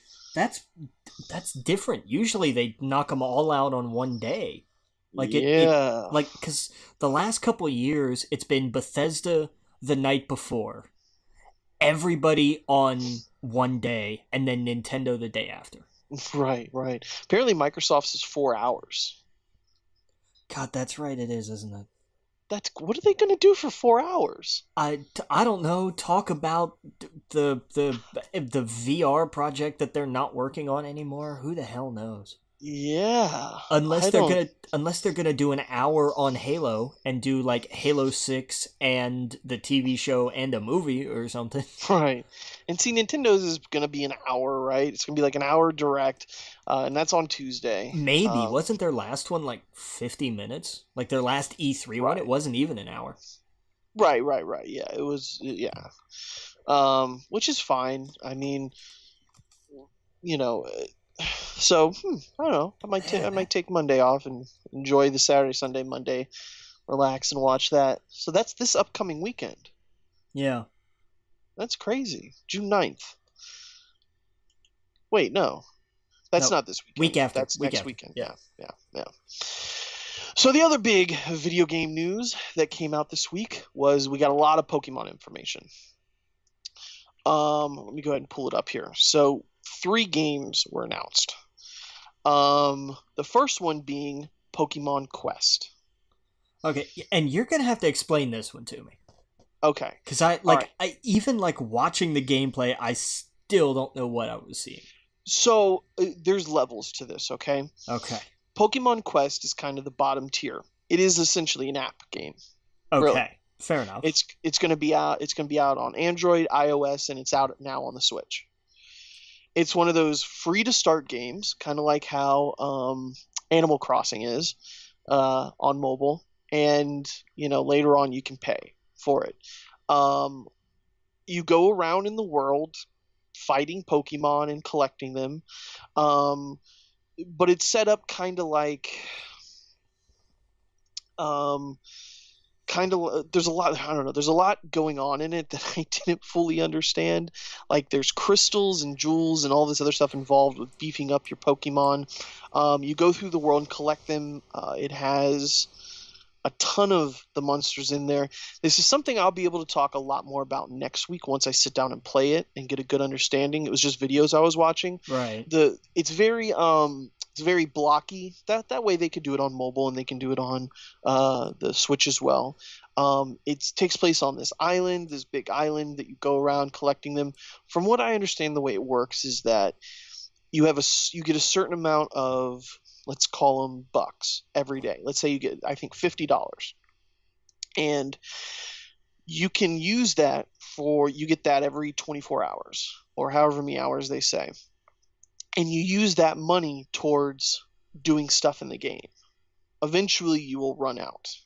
So you can either buy it to play more or wait to keep playing. So it's an app game essentially. Right. So take that with what you will. If you don't like those kind of games to begin with, you're probably not going to like this. But the good news is it's free. So you can try it, and if you like it, awesome. If you get crazy addicted to it, sorry. That's just kind of the business as it is right now. But it's a game that's out right now that you can go download. Now the other game, this is the second tier game. This is, and we're working our way up to the core RPG. But Let's Go Pikachu and Let's Go Eevee is just for the Nintendo Switch. It comes out November 16th. It is essentially a remake of Yellow. It's going to collect 151 Pokemon, and it starts out. Oh, go ahead. Isn't it going to be a little? Well, no. Because it's also going to include the Alola, the Sun and Moon versions of the Kanto Pokemon. So they're technically the same Pokemon, just different versions. That's right. Yes. There's all sorts of stuff that is bizarre in the trailer. Like you can customize your Pokemon. Like you can have Pikachu wear camo and a bunch of other stuff. Well, so they've got outfits. People dress up their pets all the time because that's an abominable thing. But, hey, whatever. It's cute. Yeah. But, I mean, that kind of stuff is expected with Pokemon now, and that's awesome. Yeah. Some people are going to like this news, or they're really not going to like this news. I kind of fall in between. I'm excited for it. The way I see this, let me preface it with this. The way I see this, we were not going to get a full core RPG Pokemon game until next year. It's not realistic. Right. It was not going to ever happen this year. So that's coming next year, which is awesome. It's coming the second half of next year, which usually comes out around September when they do it. Awesome. This seems kind of like a bonus. Like, hey, we know you guys are craving a Pokemon game now. We're going to give you something this year. And so this one, it is the remake of Yellow, and it's going to have a lot of elements from Pokemon Go, the game where you actually walk around and catch Pokemon. So much so that in this game, you do fight with your Pokemon. So you fight trainers, you fight gyms, you fight the Elite Four, you do all of that stuff. But when you catch them, you don't actually fight them. No, it's the Go mechanic. It's the Go mechanic. So that could turn a lot of people off, but that's fine. I'm okay with that. That's perfectly fine. If I get to walk around this world again and catch the first 150 Pokemon, that's going to thrill me. But yeah, so it's essentially a remake of those games. And it's going to have it where they also are going to release actual physical thing, which is, it looks like a Pokeball. Yeah, I think, what are they calling it? The Pokeball Plus? Yeah. And I don't have it in front of me. It functions like a Joy-Con. Like the round part in the center of the Pokeball is going to be like a joystick plus basically like an A button, more or less. Yes. And you can upload one of your Pokemon to it and carry it around with you. And like it'll make the noise and it'll shake. Vibrate. Yep. Yeah. It's a fun little toy. This is a game. This is a kids Pokemon game. No Yes, question about it.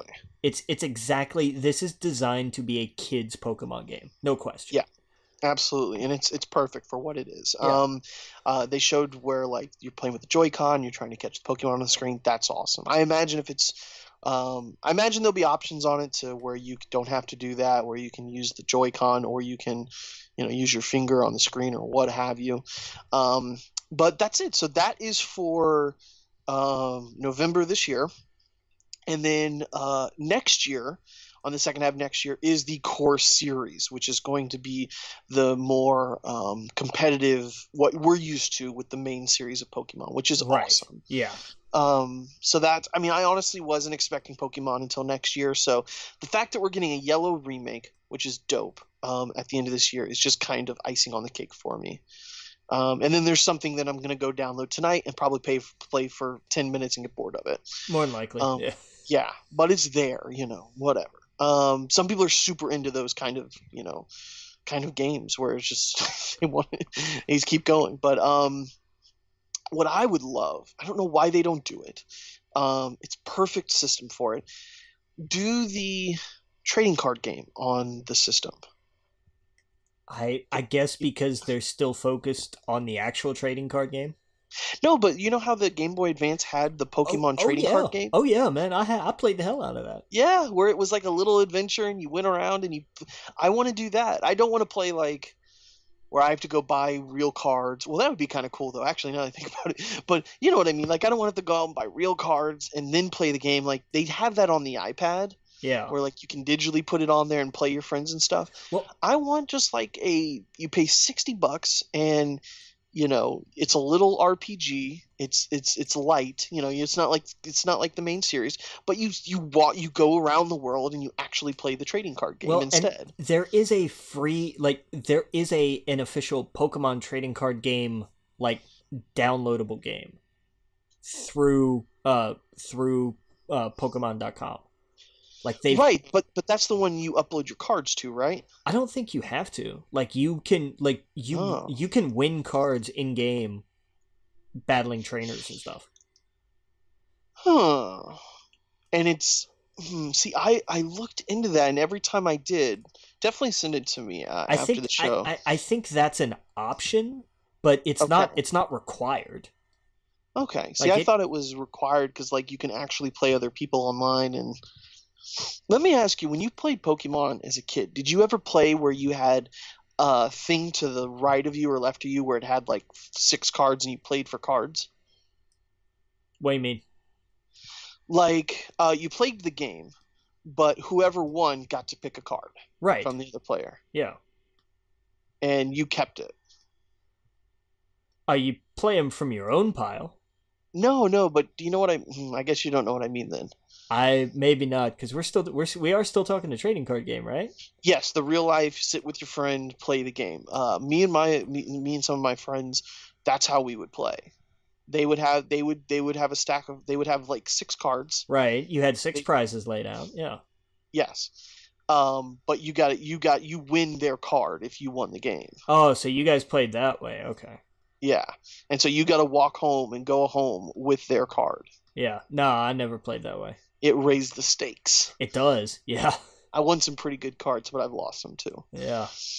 I only did that a few times though. Just I didn't put anything in my deck that like I did not want to get rid of. So it wasn't like someone wasn't walking right away with the Charizard or something. But but man, anyway, where were we? But yeah, so that's it. So those are the 3 Pokemon games. I imagine everyone's waiting for the one next year. People are going to go crazy, I think, for Yellow. And this one that's on the Switch right now, go try it. All right. So let's see. So I think that's it. Ready Player One is digital version is to release on July 3rd. Blu-ray is July 24th. Yeah, I just thought that was cool news to throw out there. Yeah, absolutely. And now I guess we will get into Solo: A Star Wars Story until the end of the show. So if you listened until now, we'll kind of talk about general impressions first, and then we'll really get into spoilers, but we'll let you know. I want to say, I've said it before, exceeded my expectations. There were a lot of cool things in it. I think a lot of people found cheesy, but I really liked um, uh, how certain things came about for the character. It's hard to not get into spoilers, but I just kind of want to briefly go over that I did like it. I liked what they did. I liked who was the actor who played Han Solo? Aiden Erlenreich, I think. I I can't. think he did a fantastic job as Solo. I was expecting much worse, but Yes, I but think he nailed the character of of Han Solo. Impossible to replace Harrison Ford, of course. Um, I don't see how anyone could go into those shoes and do anything like that. But I think this kid nailed it. Um, Chewbacca was great. Lando, I thought, killed it. they Um, the one thing, what was it we talked about last week? The one thing that Billy D. Williams said to Donald Glover, be cool. yeah, be cool. He was cool. He nailed Yeah. it. He absolutely had it. Oh yeah. Just be cool. Um, yeah, exactly. I like the new characters. One of my complaints about it is, some of the new characters I wanted to see more of. Um, I wanted more screen time and I wanted more character development. Um, but and I don't want to get into spoilers. But I did like them. I really like them, and some of them we'll see more of. Some of them we won't. I liked L3 in it. I thought she brought something really different that we haven't seen yet in the Star Wars universe. And she had some of the funniest scenes in the film. Um, it was great. And I thought it was just interesting. There's no, there is a villain, there is a whatever, but it's not set up like the other Star Wars movies. It was a little bit more like Rogue One, where there was just a mission. And this, it was just a heist. Yeah. And it was one hell of a heist, and there was a lot of surprises. And there's one huge surprise we'll get into. Yeah, man, you're Um, not kidding. Oh yeah. But for the most part, I loved what they set up. I love this time period. I like the direction they're moving in. I had fun the whole time. I actually saw it twice this weekend, and yeah, man, I felt like a kid. And it's not a spoiler alert. You see Chewbacca in the movie, you see Han in the movie, you see the Millennium Falcon. When they finally sit next to each other, and the music roars. Yeah. People clapped both showings that I was in. Nice. Yeah, they clapped and cheered, and I was super. That was to me my favorite moment in the whole picture. There's cool surprises that might top that, but just as like an experience, that was just. And looking at the back of them, and it just looked like young Han and young Chewie. I thought they nailed it. But that's my general impressions. What do you think? I really don't have anything to add. You pretty much hit everything on the head for me. I went into it with about the same expectations. I think. Yeah. I would just kind of had my fingers crossed, going, please don't suck. Right. And I was very, very happy with the finished product, no doubt. Yeah. Yeah. I really did love Lando. Like, I mean, he had it, man. He absolutely had it. I mean, for as good as everybody else is, I think that was a standout performance in that it was just so pitch perfect. Oh yeah, when you hear Lando, because you hear him before you see him, Yeah. it sounded so much like Lando. Oh yeah, you just know as soon as you hear that voice, it has the cadence, it has the smoothness to it. Mm-hmm. You're just like, oh yeah, that's him. That's gotta be him. Yep, absolutely. And we see. Well, okay, so we should get into spoilers now, right? Yeah. Okay. So spoiler alert. So if you haven't seen it, go see it. Shut it off now. Come back to this. But go see the movie. It's really good because we're about to spoil the hell out of it. We see so much depth with Lando in this because of what he goes through. We just see so much character in him that I think we'd never got in the original 3. Yeah. With his ship and everything else, and of course L3. It's just there was way more Lando than I expected, and there was way more Lando development. Because in the first three, he was just kind of screwing him over, and then he's friends with them again. And this is just, you see him break down, and that it was surreal to see on screen. Yeah, man. I mean, where do we start? So I guess let's just start at the beginning. I loved all the stuff at the beginning on what is it, Corellia or Corellia, right? Corellia, yeah, you had it. Yeah. We've never seen that before in a Star Wars in the movies before. I think in the books, it was never as like gritty in my imagination. It was more of like more of a more popular city, like people would go to. To me, it was never as like this just thing that everyone wants to get off of. Yeah. But it makes sense though. It's where they build the ships for the Empire. I love that he said his father built the ships, and that's how he knew about the ships, and he knows it like the back of his hand. Yeah, that was a nice touch. I like that. Yes, it was an unexpected touch. Oh yeah. And he was a sewer rat, which makes sense. I mean, I think he's called that in the original movies as well, or he talks about that or something. I liked that. I loved the whole beginning scene. It felt like young Indiana Jones, or you know what I mean, like some of my favorite stuff from young Indiana Jones, where he was just on an adventure. Yeah. It was very Indiana Jones. That whole chase scene. I like that the movie opens up and it's just him desperately trying to get the car going, and with the music playing and everything, and it's just lights are flashing, and that's how we're introduced to him, is him boosting a car. Yeah. And the way they can do it, because back then you could not do it like this, and now with him just hitting his turns and everything. Anyway, I love that stuff. And he put the dice that, of course, we see in the Last Jedi up on it, and then running into Kara and doing all of that, and just that whole chase scene I absolutely adored. And they get caught, or I'm sorry, when he gets pulled aside and he's put in front of the lady, I forget her name, the big worm lady. Yeah. What did you think of that scene? It was an interesting scene, because it's like, okay, here's somebody who's, you could tell, is not a huge deal on this planet, yes, but is more like, I run this block kind of deal. Well, yes, exactly. She protects these children, but in a way, treats them like shit. But also, she rules them, basically. Yes, exactly. It's more kind of like, it's kind of a mob deal. Of like, this is the family and she is in charge, and if she says you do this and don't get caught, then that's what you do, or else, or you sleep in the bottom of the trash compactor. Like that's... And that's why Kara was like, look, we're going off planet, and it might not be better than here, because at least here we have protection. True. Yeah. And it's crazy. So yeah, she's in charge. She's ruling over all these kids. I love the scene. I liked that when, and those creatures are from, they've been shown before in, I don't know if it's Rebels or Clone Wars, but the ones that are sensitive to the light. I think it was probably Clone Wars, I think. I don't remember them from Rebels. Okay. Might have been Clone Wars.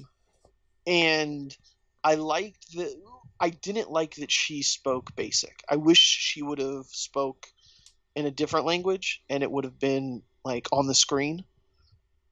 Yeah. It didn't sound right coming out of the alien's mouth, I guess. I wish it was more like Jabba the Hutt. And I think that would have been kind of funny to see him talk to her, kind of like how they do with Jabba. Well, and it would have made the callback, what yes, I took as a callback anyway, to have been a little funnier. Yeah. Because him standing there with the rock, and he's like, and this is a thermal detonator. All I could think was the scene in Jabba's palace.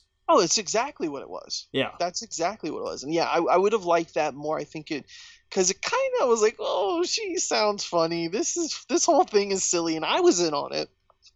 But I could see where someone a little bit more cynical would be like, this is really silly. But I loved it. I ate it up. Yeah, I was okay with silly. I liked it. Like, not everything had to be super serious. Like, I dug it. Oh yeah, no. But when I talk to people, I get the feeling that a lot of them are like, I have to remind him. I'm like, dude, you watched the original movies while you were a kid. Ewoks, man, remember them? Just Like, yeah, exactly. like we loved those things, and we were kids. Like kids are gonna see that and be like, that's a cool looking thing, you know. And they're just the imaginations are gonna blow up because this worm creature just came out of the water, and you know hits the light. Light comes in. They escape. They're getting out of there. And this is kind of where they set up the plot of the story as well, because what is the fuel that they have? Oh, it's the Coraxia or something? Yeah, I can't remember exactly what it's called, but that's close. Yeah. But it's fuel. Coaxium. Yeah. Coaxium, yeah. So it's what fuels everything in the Star Wars universe, pretty much. Yeah. And I thought that was cool. And basically the door shuts and she's left behind. He's freaking out. You know, she tells him to go, you know, get out of here, Han. And it was heartbreaking, and she got captured. And so he kind of made it his goal to get back there. And he was freaking out because he was there by himself. They were closing in on him. And what did you think about the fact that the Imperial March music is now in the Star Wars universe as music? The Empire plays to get people to join. I think it makes sense. It makes perfect sense. I loved that. And it makes sense. Like, here, join the Empire, see the galaxy. It's like, of course, that's how he's going to get off this planet. Yeah. I like that. And you know, a lot of this stuff pulls from Legends. It pulls what it wants, and it kind of does a twist to it. But nothing that I thought was you know, not unneeded or whatnot. And the scene coming up is what I think people are divided on too. There's a big divide on when he's going up and he's saying his name is Han, and you know, he was okay. So what's your last name? And he's like, I don't have people. I'm alone. And he's like, Han Solo. What did you think of that? I could have seen that done 1,000 different ways, and I probably would have been fine with any of them. Really. Yeah. I don't mind. Like, I know some people actually got mad that, like, the Empire gave him his name. I'm like, I don't, like, I didn't mind. I didn't mind it at all. I was like, this was very Ellis Island. Yes, that's Godfather. It. Yes, that's it. That's exactly it. Thank you. That's exactly it. It's very Godfather Part 2. Yeah, this is apparently the first thing they wrote was like, how did he get his name? And you know, someone coming to the United States without a family, without a history that they know of, it was very Ellis Island. They gave him a name, and so to me that makes sense. And to him it's a badge of honor. It's what he's held on to, and he's held that name forever. And now look at how high that name has gotten in the Star Wars universe. Man, I'm telling you, after you watch this movie, go watch The Force Awakens. It's fun to see Han at his first adventure, and then seeing it on his last adventure. Yeah. It's man, that's the first thing I did. But anyway, so yeah, he gets his name, and he's off. And he, you know, he told me he's going to be a pilot, and he's like, all right, fly boy, we'll see. The planet that they go to, oh man, I wish I had it up in front of me. But it's from the comic books. Planet Mimban. Yes, it was from the Splinter of a Mind's Eye, or whatever it's called. The first book that came out, because I guess they didn't know if, you know, they didn't know if they were going to do Empire Strikes Back. So when they started that book, they just wrote the book as like here's the sequel to Star Wars. But of course they went and did Empire Strikes Back, and that was it. But yeah, so that was cool to see that planet. Very muddy. They get there. He gets there. It's, you know, he's not following orders. And then he sees a group of soldiers who don't look like they belong. Beckett looks like he knows what he's doing, but they're clearly not soldiers. Yeah. And they're there for a score. They're a crew. What did you think of Beckett and his crew? I loved that they established his character early on as I don't give a damn who you are. I'm doing this my way. Exactly. Like he doesn't hear the pleas of a young Han Solo and hear him on his merit and say, you know what? Maybe I'll give you a shot. He hears him and he listens to him and he goes, okay, cool. Colonel, I've found you a deserter. Like, right. Just immediately turns him in. Oh yeah, immediately turns it in. Yeah, it was Beckett, Val, and Rio. Yeah. And what I was saying earlier, one of my complaints is we didn't get more Val or Rio. I really liked those characters. I do too. I genuinely did too. Yeah. I thought there was something interesting there, and we can't have a 6-hour movie, of course. This would have been awesome to see them on a TV show, like Firefly or something like that. But I thought it was a little cool. A lot of things they did with Rio, especially when Rio was like, "You've never taken a deeper sleep than in the lap of a Wookiee." Yeah. And the way he says Wookiee is like, how do you say it? A Wookiee or something like that? A Wookiee. Yeah, there's a little Wookiee. extra emphasis there. Yeah. Yeah, a Wookiee. Yeah, it was perfect.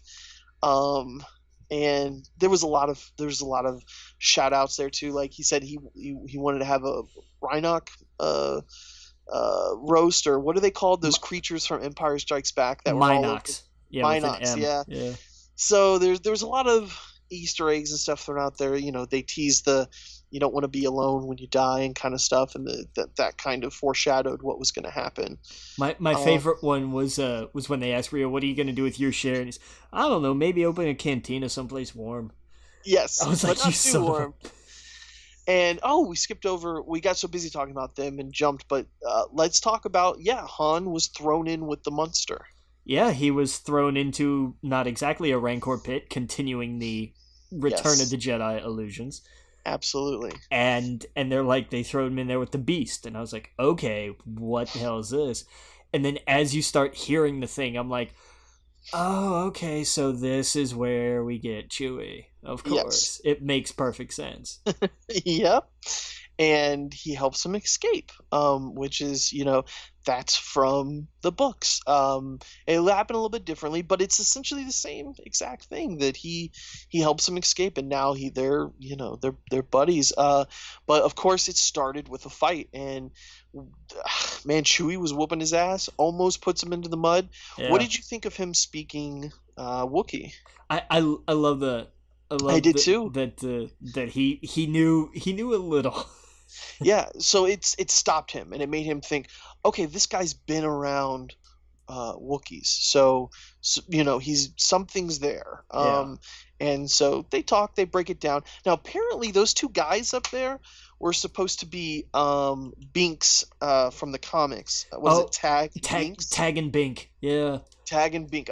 Supposedly, I'm gonna wait until we gotta wait until like the Blu-ray comes out and they do the commentary. Well, but apparently they're in the movie somewhere. Well, I mean, that's the thing though. But like Tag and Bink were way on back in the day though. Right. No, but I mean, like the director Ron Howard did like a Instagram, and we're like, yeah, they're totally in the movie. Yeah, it could be them. That would make sense. Yeah. I think people were thinking it was either them that were there, or they got the wrong Han Solo when Han Solo was trying to escape. Could be. Yeah. But anyway, so to me, that was the highlight of this film, Han and Chewie. That just, I talked about my favorite moment of them sitting together finally again for the first time. Or finally again, you know what I mean, for the first time. Yeah.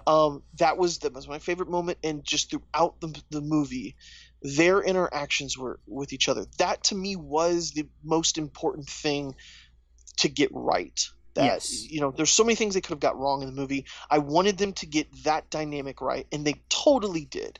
When he's like, "Trust me," it just really sets up their relationship. Yeah. And I loved that. So thank God they got all that right. And then they sit down, they sit around a fire, and they talk about what, Bossick, or what's his name? Bosk. Bosk, yeah. Why do I say Bossick? Yeah. So Bosk, they mention him by name, which blew my mind. That was the first great reference that I thought. I was like, oh damn. Like, okay, we're Yes. gonna do this. Yeah, all right. Yeah. Yeah. Um, yeah. So they mention him, which was awesome. Um, and they even talk about like the sisters, which I think are from the comics. Um, and so anyway, they get this plane. They get on the train, and they're afraid of these marauders that are going to come after them. Those marauders are taken straight from the comic as well, um, except for who the marauders are. We find out later in the movie. It's kind of a twist. Okay. Um, so they're trying to get this. Was it coaxial? What did we land Coaxium. on? Yeah. Coaxium. They're basically getting what Lando was got at the beginning of the movie, but a ton of it, enough for them to, at this point, we don't really know their motivations, the crew, except for getting it and retiring. So that's the plan, is to get that, and kind of everything goes wrong. And we see two of the characters die. Val and what's his name? Rio. Yeah. Rio. Yeah. And and it's just down to Beckett, Chewie, and Han, right? What did you think of the whole train sequence? It was a good sequence. It a little bit of the geography didn't make sense. Just like Yeah. some of the train ride between the big plot points was too long. But I mean, Okay. that's the kind of risk you run with every sequence like that. Right. I mean, famously, the Fast and the Furious runway was like 800 miles long or whatever the hell. Like, Yeah. but that was, I mean, that's a really fine nit to pick. But I mean, that's everything else about that. Like, I enjoyed it, and everybody, like, the character development with everything made sense. Like, nobody did anything out of character in terms of like, oh yeah, Han went back up. Of course, he went back up to the ship because he could fly it. Right. Of course, Chewie stayed behind to uncouple the car by himself because he was the Wookiee. I mean, that was it. Everything there did make sense. But yeah, it sucked that we lost Val and Rio so early. Yes. Yeah. And they're putting a band-aid over their wounds and burying their friends, or what's left, remembering them. And they so they lose the shipment. They don't have this coaxium, and we find out now that Beckett owed that to a guy named, what was his name, Voss? Dryden Voss. Dryden Voss. Now here's the deal. All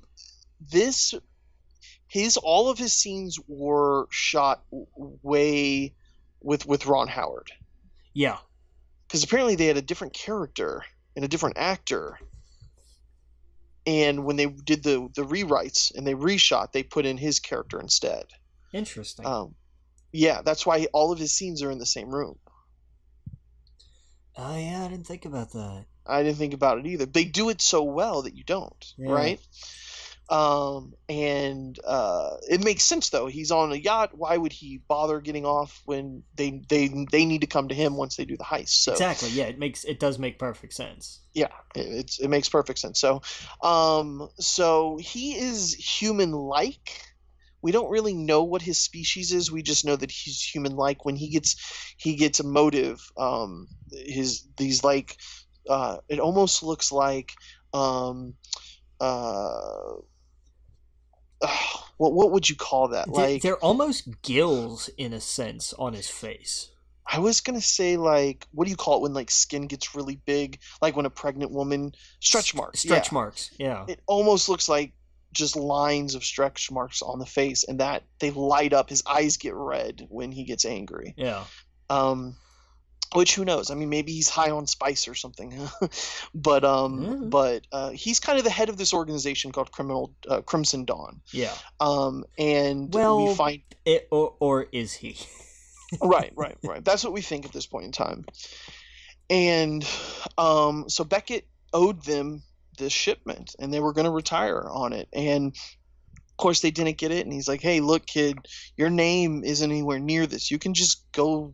You and you and Chewie can go. And he's like, no, no, no, we're going to make it up to you. But when you make it right, we still want our cut. And so they go, and he's like, hey, buddy, if you're in this for life now. And so that's when they make the decision, him and Chewie. And so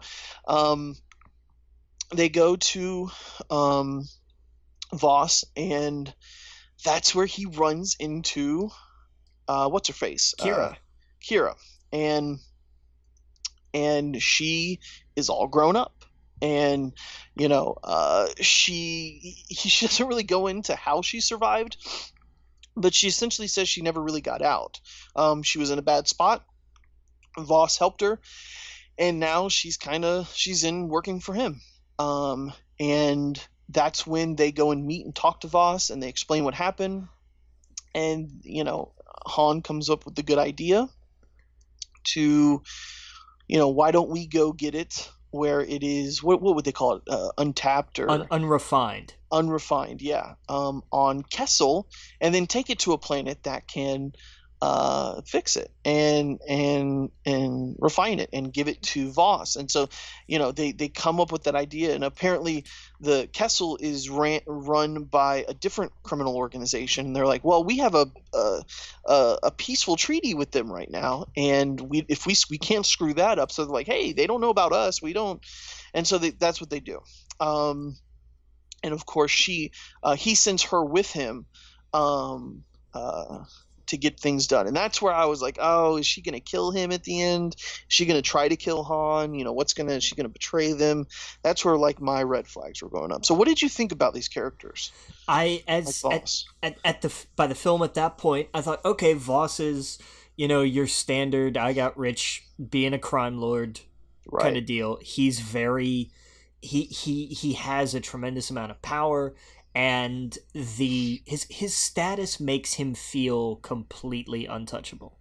Yes. And the Mandalorian, he had a treasure trove of things in his office. Man, did he ever. But yeah, the suit of Mandalorian armor was fantastic. Yes. And I wonder was that just a nod of like, hey, by the way, like this is some valuable stuff, so he has it? Or was that something that belonged to anyone in particular? Right. Yeah, who knows? I mean, I'm excited to see. I'm not sure where the Mandalorians are at this point in time, because they still exist. Yeah, but they got whooped. They got whooped. Like after the Mandalorian in Rebels, there was only a few left, right? Yeah, because and again, a lot of this is EU stuff. No, Rebels is not EU anymore. Well, but I mean, before... It never was, actually. Right, Rebels was always canon, but before that, like, the actual details of the Mandalorian War are largely still EU. But, they got whooped, and there aren't many. That's why Jango was fine to sign up to clone, because there weren't going to be... There weren't really any other Mandalorians left all that much. Exactly. But yeah, so we see all the treasures in there, and so anyway, they go off, and they need to get a ship, so they have the pilot, of course, but Kara talks about the guy in the galaxy that has been able to escape the Emperor or the Empire more than anyone else that she knows, and of course they go and they get, I don't know what planet it's on, but they go get Lando, and he is gambling, playing a game of sabacc. She talks to Han about he won this ship that they need to use while playing a game. So she kind of sets it up. And she's talking about him, and she's, he's smooth and all this other stuff and attractive, and he's really good at playing the game. And Han is basically like, okay, basically he's like challenge accepted, basically, pretty much, yeah. And so he shows up, and this was our first. This was them meeting each other, and we kind of talked about it earlier. But before you see Lando, you hear him, and it's just dead on. And the creatures around the table, the creature work was just phenomenal. I Yeah, think. So yeah. what did you think, man? What did you think? You already kind of talked about how you loved Lando in it. He spot on, man. He just nailed it, capes and all. Like, just, Yes. Yeah. Oh yeah. Absolutely. Yeah. When you see his cape room and everything, it's so funny. and she puts later in the movie she puts something out with it, and he's like, "That's what My did he cape, scream? my cape. It was. That's one of a kind or something like that." It's something. It's something like that. But even when he yells, like, there's still so much control in his voice. Oh yeah. He doesn't. It's not somebody who's like, I put on this calm veneer, and then when I yell, like, my voice runs away. It's still Right. very like he's so in control of it. It's tremendous. Oh yeah. Absolutely. But yeah, so we introduced to Lando, and surprised me that Han loses the game now, because I thought, oh, okay, here's the game, the legendary game of how he won the Falcon from Lando. I like that he called him Han, Yeah. and he corrects him, because he throughout the original movies, he kept calling him Han. So I thought that was a nice touch. Yeah. And he kind of does that though. He's like, it's Han, but that's okay. We find out Lando cheats. Cheated and won the game, and then afterwards, he's like, hey, where's my ship at? And I like the whole what did you get with Han, with what did he call Chewie? I don't know, but anyway, it was clear him and Kara know each other, and they got to talking, and she explains that she needs the ship, the fastest ship in the galaxy, the fastest hunk of junk in the galaxy, I guess is what they called it. And this is where we meet L3. What did you think of L3? L3 was a woke droid. Oh, totally woke. Like, straight up. And the fact that her name was L337, Yep. the fact that she was a elite droid, Yep. did not Yep. I thought, man, this is almost too self-aware. It's so on the verge. Oh yeah. When he's like, is there anything you want? And she's like, equal rights. That's what I was like, okay. I rolled my eyes just like Lando did. But because it's interesting, because you really Yeah. do. It does make you wonder. Are droids? Should there be droid rights? And I know they've kind of they dipped into that some. I think on Clone Wars. Yes. I think they did some of that. Not so much in Rebels, but I know they did in Clone Wars. And you kind of stop and think for a second that they do seem to have different personalities. Oh, for sure. Are they their own species? And I know there's plenty of expanded universe lore about droid uprisings and whatnot. Mm-hmm. But we'll come to the a little further on in the idea of that in a bit. Yeah. But it's interesting. Like, that was definitely a character that I hope we see more of somewhere. Yeah, they did something just new and different in this movie with droids, and I loved it. I like that BB-88 is something very different. I like that the droid from Rogue One was very different. I like that L3 is very different. It's not just like, I'm a protocol droid and here I am. They're doing something very different with these, and I like it. I really do. I like that we first meet her, and was it Ron Howard's brother is in charge of the the robot fights? Yeah. And and she's like, you can be free, don't listen to them, your brain's been you've been wiped or whatever. Her scene with her opening up the fence, and she's like, I can see you looking at me, I can feel you looking at me. And of course they go and get the ship, and the ship is impounded, and they take 5% off of Lando's. That was great. Like, I love the smuggler back and forth. Oh yeah, it was so Lando when he was like, I don't agree with it, I don't like it, but I accept it. And that is a quote you will see forever now. Yeah. And it's oh yeah, and it's in the delivery. He's not like, I don't like it and I don't agree with it, but I accept it. It's very much just, oh yeah, I don't like it, I don't agree with it, I accept it.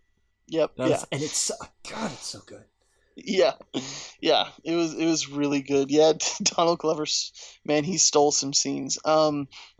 And then, of course, we're introduced to the Falcon and how shiny and pristine it is, and just how different it was when Han has it. Han, Well, it's it had a full nose.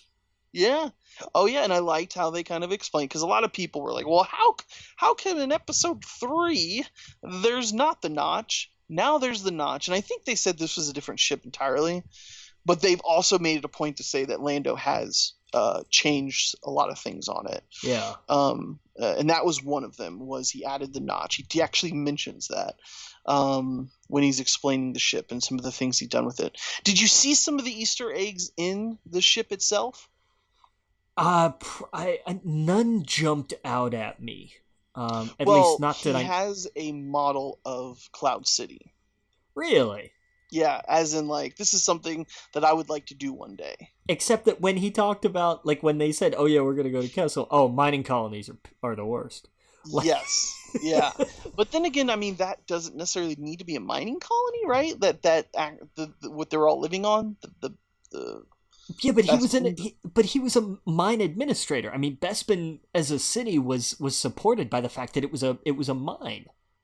True, but the city itself in the sky was just the city, though, right? Fair enough. Yeah, that's fair. I think the irony being that he wound up in the job of being a mining administrator. Fair enough. Oh yeah. So, well, I mean, that's another Easter egg. Yeah. Where he was like, yeah, you wouldn't believe, but yeah, we see escape room.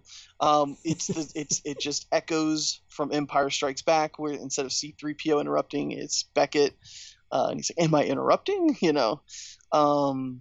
That was cool. You see his living quarters. That was all awesome, I thought. And then we go on to the Kessel Run. So we kind of find out what the Kessel Run is. We've heard about this thing for so long. We talk about parsecs, and for the longest time there were debates. Parsec is not time, it's distance, right? Yes, and now this finally puts it to rest. It is distance. Yeah, it is distance, and I thought that was very clever. And all of these things we keep talking about, I have talked to people where they just roll their eyes, and I'm like, it is Star Wars. It's supposed to be fun. It's like little things, them doing those things go over the eyes of a lot of people who don't really pay too much attention. They're just in it for the fun. Yeah.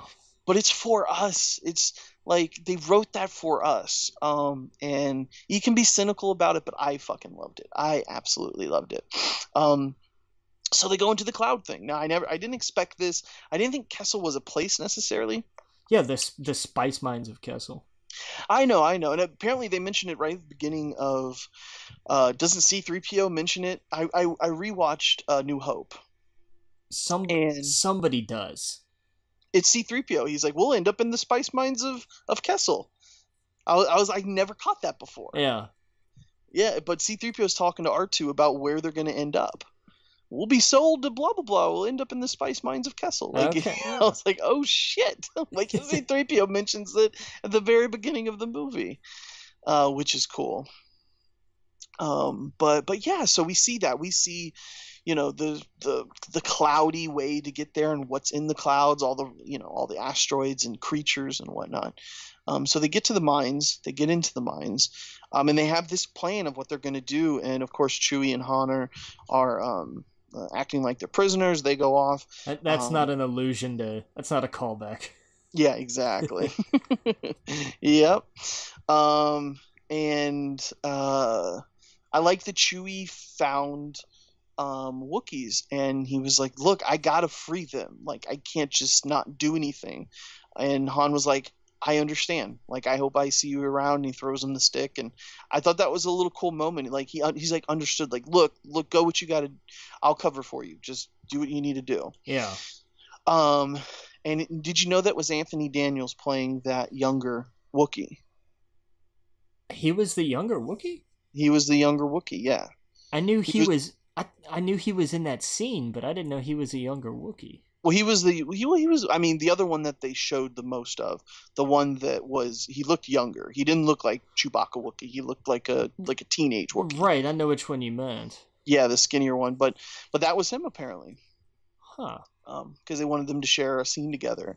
And if this was the first movie R2D2 and C3PO hasn't shown up. I disagree with that because R2 is clearly shown early on in the film. He is?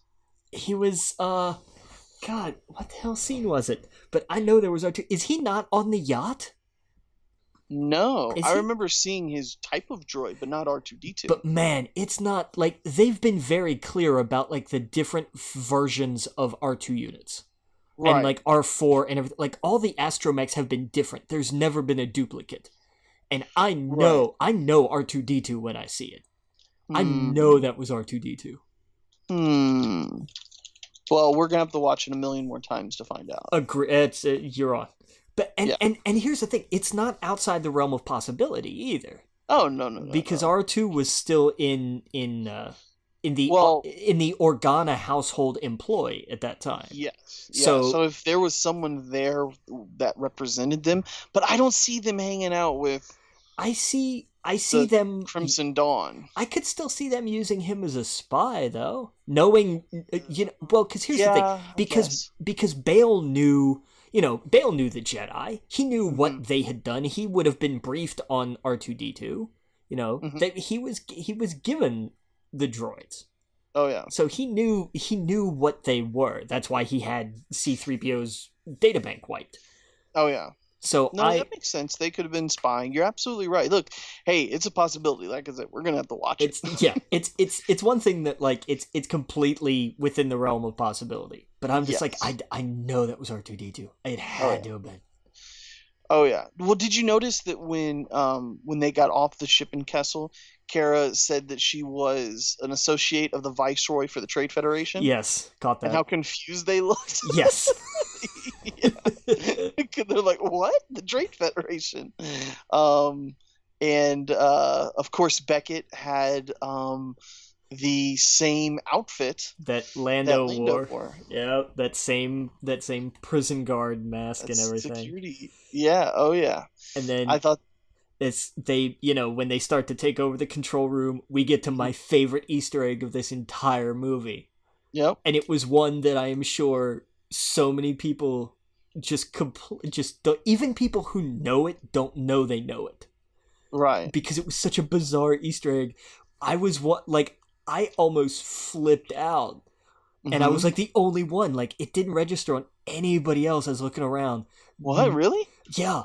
And it was so bizarre. Oh, I totally got it. The second, I think people. No, I think someone clapped in someone. Like they got excited. Nice, oh, good. I freaking hope so. Because it was a terrible game, but I loved it. But as soon as she takes that dude down and they're like, "What was that?" She's like, "Oh, I was trained in Terrascasi." I was like, "Did they? What?" Yeah. Did they actually do that? Oh yeah, it's in that game. It's also in the Shadows of the Empire book. Yeah. As well. So like this is legend stuff. This is awesome, and now it's totally real. So everything in that video game happened. Luke Skywalker fought off against. I don't know. You can play the pig guy in it. You can do anything. But yeah, dude. Yeah, when they said that was one of my favorite things too, because I liked L3's reaction. Yeah. Whoa. Like she'd never seen that before. That was fantastic, and her taking that was another throwback when she took off the restraining bolt off the R2 unit or whatever it was, and she's like, "Go free your brothers and sisters, I don't care." And that's exactly what happens. and started a revolt like yes.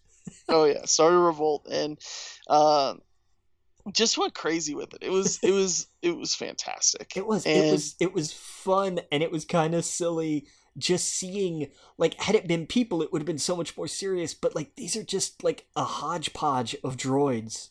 Mm-hmm. And they're like, what the hell do we do? We don't know. We just don't want to do this crap anymore. Well, tear it all down. Freedom. Yeah. Oh yeah. Yeah. That's funny. Good times. Yeah. No, I was reading that apparently this isn't the first revolution of the Kessel mines. Apparently this happens a lot there. There's a shock. Yeah, because if you think about it, it's still happening in A New Hope. If C-3PO knows about those Kessel mines. But anyway, yeah. So that those yes, this whole sequence was just awesome. And Han gets the stuff. He gets out of there. And then Chewie comes and helps him out.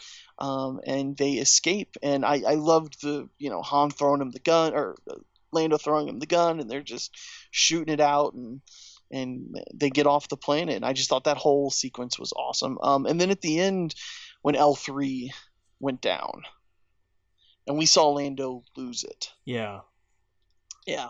And I liked that it was kind of a tie back where, L3 was talking to Kara about, she's like, what are you going to do about your little problem? Clearly, you're owned by this Crimson Dawn, but this kid is in love with you. What are you going to do about that? And she kind of jokes around. She talks about how Lando's in love with her, but she doesn't see him that way. And she's kind of in the same predicament, and they kind of laugh it off, and she's like, how could that work? And she's like, it works. And then you see later on, Lando definitely, man, he was heartbroken when she went down. Yeah. And this is like, that's what part I'm talking about when we were saying we just saw a lot out of Lando that we just didn't see in the beginning. And this is where he breaks down, and Chewie has to go pick him and her up and rush them into the ship, and just, her last words, like, what's happening? And then she's gone. And this is just not something I saw coming when they're going through the Kessel run. Han is like, there's a blockade, and Lando's like, we have to drop our shipment. There's nothing we can do. And Han's like, no, that's not an option. And it kind of throws back to the beginning of the movie where Han was like, hey, we got to drop this. Yeah. But now we realize, like, there's no other option. They have to take this to where they're going. And he gets the idea of putting L3 in the ship. And now it makes sense why this ship is so special when it comes to navigating and everything, because that's what her unit does with the GPS and whatnot. And it throws back to, I guess, C-3PO in Empire when he's told to talk to the Falcon to figure out what's going on, because of all the issues it had in that movie. Yeah. And he's like, it had a particular dialect, and now we know why. Yeah, it's great. Yep. And it shows that her exact screen, her helmet or whatever is in that movie. So I loved it. I thought it was great. And of course they go through that, and dude, this whole part was just awesome, because this is where you finally see Chewie sit down, and he explains he's 190 years old, and and he knows what he's doing, and they're perfect together. They're peanut butter and jelly. And they trust each other, which is so important. And they're doing their maneuvers, and this big squid thing comes out of nowhere, and it just looks crazy with all its different eyes and tentacles. And when its skin is being pulled back into this maelstrom, I was like, that is so cool. Yeah, they didn't have wicked to do that. They didn't have to show that, and they did, and it was great. Of course, they take the stuff that's in the ship. They put a drop in it, and they get out of there. And that's how they do it. And I like how it changes. He's like, we did it he said we did it in 12 parsecs. And Chewie's like, rah, rah, rah. And he's like, well, if you round down. Because on the screen, if you notice, it's like 12.8 or 12.9. Oh, okay. There is a quick little nugget in there of like, it should be 13. Right. And he's like, oh, if you round down. And Rey asks him in A New Hope. I'm sorry, in not A New Hope, in The Force Awakens. She's like, I heard you did it in 14 parsecs. Yeah. And he corrects her. He says under 12. Like 12. It changes even more. It's great. Yeah. But I loved, my favorite part of that scene was that the score was from the asteroid belt in Empire. Yes. Yep. I love that. I was like, I'm in. I get it. I was a kid. Yeah, it was that was a scene people cheered, and that was right after Chewie sat down in the seat, right? Yeah, yeah. That's when people just lost it, and I was like, this is what more can you ask for a Han and Chewie movie? Like that thrilled me. Yeah. Of course, and it's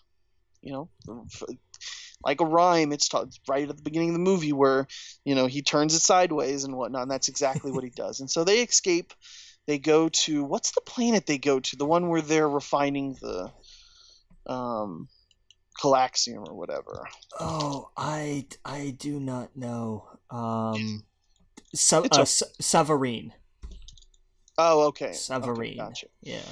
And some of the things they were talking about when they were trying to figure out what planet they could go to refine it, they talked about Scarif. Yes. Yes, yeah. They did. They mentioned Scarif and how that would be impossible. And at some point in time, they mentioned the location that the Star Wars land at Disney is, but I forgot where at. But they mention it. But anyway, so now they go to that planet to refine. I like how the ship lands and they have to immediately get it out.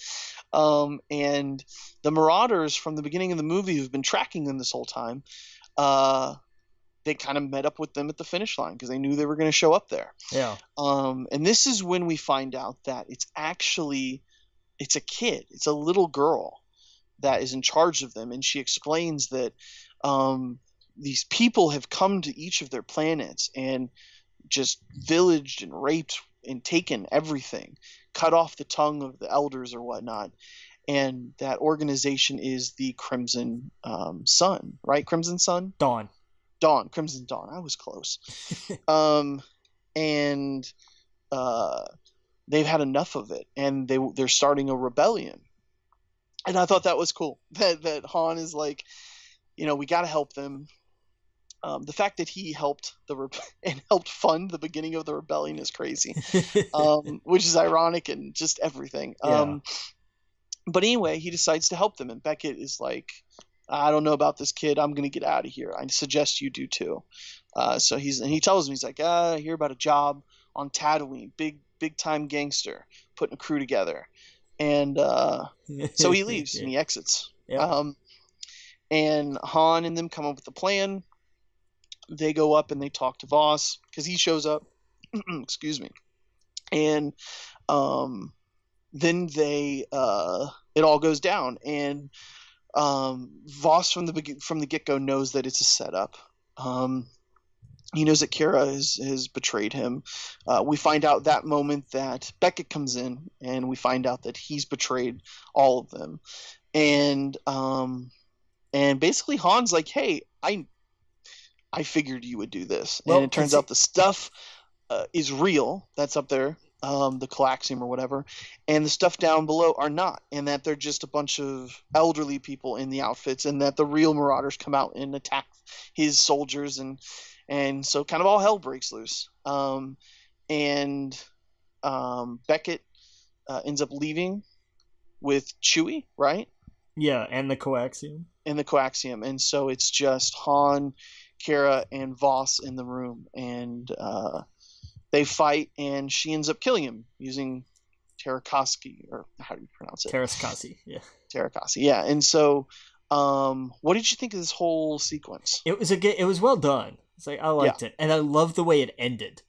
The way that she, because she's got that forked blade, and just the way that she swung that around. It took me a second to see, because I was like, oh, wait a minute, she didn't stab him. What the hell happened? Oh, she had the thing. Okay, yeah. Yeah. It was a really nice touch, and you went, okay, this is definitely not a woman to mess with. No, very dangerous. And now we might have learned who trained her, because it was in this moment she sends Han, and she's like, look, you need to go save Chewie and get the Coaxium. I will stay here and get some stuff so that we can get a ship and get off this planet. There's a ton of jewelry here. I'm right behind you. And that's when I knew she was not going to. I didn't know what she was going to do. I thought maybe she was going to die. I thought maybe, like, if he dies, whoever's been, whatever that mark is, will also die, kind of as an incentive to not betray me. Like, you want me to live because if I die, you die, kind of deal. Like, how crazy would that be? Yeah. And so for whatever reason, I had that in my head. I was like, okay, she knows she's dying. He's leaving, but that's not what happens. She gets his power ring or His whatever, decoder ring, basically. decoder ring, puts it in the thing, and then suddenly we start getting this like Sith music, Yeah. and you're seeing up on the screen like it is a projection or whatever, but it's shadowy, and it's a guy in a hood, and I'm like, who is this? Is this the Emperor? But no, it's very young. And then when they reveal who it is, what did you think of Darth Maul? I cleared the row in front of me. Yeah. I literally leapt out of my seat. Yeah. I could not, as soon as that hood went back, I freaked. Oh, yeah. Someone in my theater was like, what? Are you kidding? I absolutely lost my mind. Yeah. I was, holy crap. And then suddenly it all fit because he was somebody else. He was someone who knew Terras Kasi, so of course that's your trainer. Like, all of these things suddenly made so much sense. The Crimson Dawn? Yes. And I was like, oh my god. And he's got the better made robot legs, so this is sometime before, it's sometime between Rebels. It's between Clone Wars and Rebels somewhere. Yes. I'm just, oh my god. It's in that big space that we don't know what happened with Maul. Yeah. All we know is he ended up on Dathomir, which he's on that planet now. Well, we know he tells her to come to him. Yeah, because we know that once his brother dragged him back, like Savage dragged him back there, and he got healed. But like at the end of Clone Wars, he's kind of off whatever, and he builds up. We know that he starts to kind of build up an underworld presence. Well, that he united the underworld and then destroyed the underworld. That's right. Yeah. And then so it was kind of like the ashes of that come all of these other groups. Yeah. So this is all an unknown time with the underworld. We know there's the Hutts. We know that there's Crimson Dawn. I'm sure the Black Sun is in there. I think this and this is what I was talking about earlier. I want the Boba Fett movie, the Obi-Wan Kenobi movie. I want all of these to be like crime syndicate movies, where there's just different leaders and we kind of see them and we fill out that world, because at the beginning of this movie, that's what this movie is about. It talks about the coaxium, and it also opens up with there's basically chaos in the New Republic, and it's just bunch of crime syndicates. That's what the beginning of this movie is about. Han Solo is essentially working for one, with what's her face, just on a smaller level. Yeah. And this is where the whole Empire thing comes into play, because the Emperor is trying to bring balance to the galaxy and peace to the galaxy.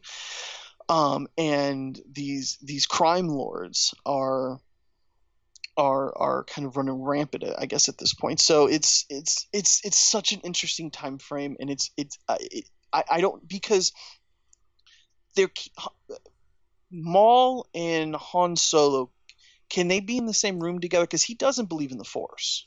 No, but they could, like, here's the thing, because by this point he's not Darth Maul anymore. It's just Maul. That's true. He's just Maul. So maybe he just knows him as Maul, and he's a really good fighter. Yeah, he's not a Sith. He's just he could just be, oh, he's a crime boss and you don't cross him and blah blah blah. He doesn't he's the thing is, like, Han is not surprised by a lightsaber in A New Hope either. Right. So it's not like it's something either he's just like, okay, yeah, there were lightsabers and this guy's got one, great, or he's seen one before, so it doesn't faze him.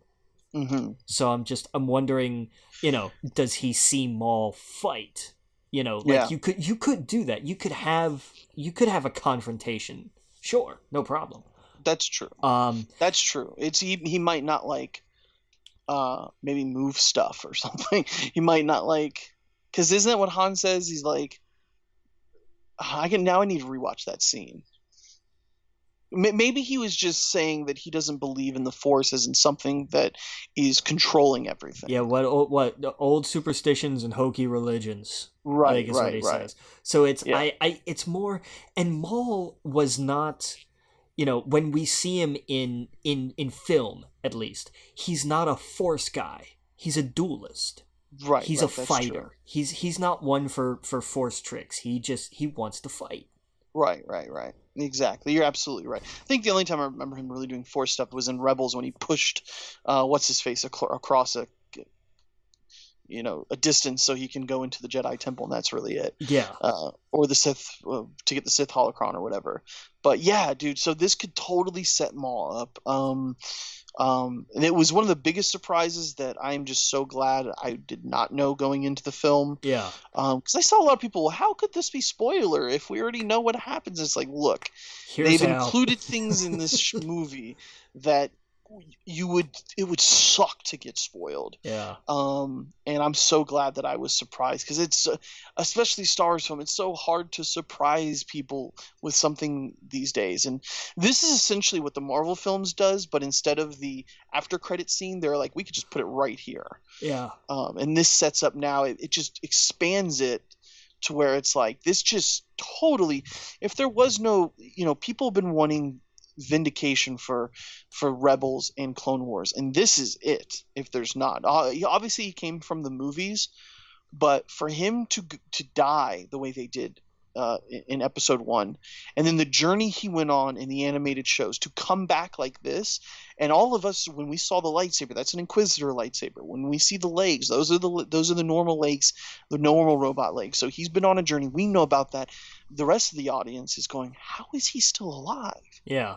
What, they're all questioning, wait, what, how, and I loved those conversations leaving the theater. I could hear people. I was like, oh my God. But yeah, man, I loved that scene. And so she's going now to him. She is loyal to him. So I think what she was trying to do was save Han. Yes, I agree. I absolutely agree. She totally sacrificed herself to save the one she loved him, and she sacrificed, that relationship so that he could go and live a normal life. Well, because she never even mentions him when he says when Maul questions her about what happened. Well, it's all Beckett. It's all Beckett did this and Beckett did that. Exactly. So she saved him, and so that Han can now go have adventures on Tatooine with Chewie, and we know what's going to end up happening. This is like 10 years though. They could totally do 2 sequels to this, which I think they will. I hope they do, because I want to see them go to Tatooine, and I want to see them just interact with all the creatures and stuff there, and I want to get back to that stuff.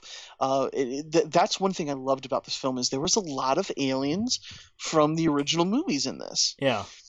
And I really dug that. There was even some from the prequels, when some of the pod racers and stuff like that. And this is a big, this was a huge deal bringing Maul back, because this just the people that were mad at the prequels, like, hey, look, here's Maul. We're now making this like we're not shying away from talking about the prequels anymore. Yeah. And I'm happy about that, because Maul to me was one of the best things about the prequel. That music and everything was just so good. But that's it. And then and one final thing, and I thought this was it was just written so well. Is that when Han goes to save Chewie and he stops him, and they talk for a minute, and he's like, now I'm going to teach you the best, the either the best lesson or the only lesson you should know, and then Han shoots him. Yeah, and it was great because it ended the debate once and for all. Yep, Han shot first, and this is him, yeah, learning that lesson, and he's like, I was going to shoot. And I like that they didn't even say it. They did not have to say it, because the audience understood it. They were just like, that's it. Han shot first, and of course he's going to shoot first, because if you sit there and talk, they're gonna shoot you. Yeah. So it was perfect. I thought it was good, and then once he was shot, they both kind of like, hey, look, man, I tried to warn you, and no hard feelings, basically. And Han was there when he died, so it was bittersweet, because I did like the Beckett character. I feel that Beckett wouldn't have done that unless he felt the need to, and I think when he saw Han go soft, he was like, I gotta save my ass here. Does that make sense? Yeah. Yeah, like he wasn't an evil character. He was in for his own, and tried to warn him, like, everyone's going to betray you. Which is just that goes with Han throughout the entire journey that we see him in, and all the other Star Wars movies, is that Han always and it goes with his last name, he always thinks someone's like like, I just helped you. I'm gonna leave because I don't need any of this stuff with the Rebel Alliance. And then of course he is who Kara says at the beginning, I know who you are. You're the good guy. Yeah. And that just sets up Han for the rest of the series. This movie really does. And it sinks in that of course Han is the good guy. Even though he's trying to portray this, you know, I don't know. He's trying to this rebel or whatever. He's the good guy. And I thought that was really cool. I like that he funded the Rebel Alliance. Yeah. Yeah, that was so cool. And her character could totally show up in 9. She's young enough. Yes. Yeah. And I think maybe they set her up to where we might see her in 9 as an elder with that outfit on. That's possible. It's very possible. Which would be really cool. That would be a fun callback. That would be a fun callback. Yeah. So, I don't know. I thought it was great. There wasn't that much from it that I didn't like. Well, we're forgetting the last scenes though. Oh yes. So yeah. And what was the planet they go to? They never say. Okay. Yeah. Yeah, they go to like a tropical planet. It'll probably be in like the art book. It'll say, which I'm getting tomorrow. I'm sure. Why, I am not surprised. Yeah, I ordered that. Actually, today I should be getting it. Yeah, I ordered it yesterday. It was 1-day delivery. So yeah, man, I'm gonna wake up and at some point when you're hearing this, I'm gonna be poring over that book. I can't wait to jump into there. Yeah, it'll probably say. Yeah, it will. Yeah. I'm probably even gonna get like the one for the designs of the models and stuff like that. I usually don't get those, but I don't know. I want to. But anyway, so they go to that planet, and Lando's playing another game. He's smooth talking someone, and they kind of reenact the scene from Empire Strikes Back when Han first meets Lando, and he's like, "You got a lot of nerve coming here," and they act like they're gonna fight, and then they hug, and that's exactly what happens here. Except Han realizes that he's got a card, and he takes it. Yep. And then they sit down and they play, and Han wins, and Lando goes to use his card from his sleeve, and it's not there anymore. And he says, "Fair and square," and that's the exact line from Empire Strikes Back where he says, "I want it fair and square." Yep. It was such a cool moment. This is man, this movie, it had no right being this good with all of the behind the scenes nonsense. No, there was so much drama and so many issues and so many people worried about everything, and it turned out if it hadn't been for that, this would have been a met expectations movie. Which is not a bad thing, but people would have thought, okay, I want to see something really good, and that's what they got. But as it turned out, I'm sure people went into this going, I don't know, right? Like this could be a train wreck, and part of it was because there was a train and they wrecked it, but the actual movie was really good. Like I genuinely did enjoy this. Yeah, I did. Yeah, I think that. I think that Ron Howard did the best job he could with what he was given. And the actors were fantastic. And the story was fun. Not everything has to be this big, epic, Skywalker, galaxy-changing, Destiny, whatever. It doesn't have to be that. We're going to get those. We're going to get plenty of those. I like this felt like reading the Extended Universe book. And a really good extended universe book. And I want 2 more. I want books between those time periods, comics. I think Lando has a comic that just came out. So check that out. But yeah, man, this whole time period is just fun.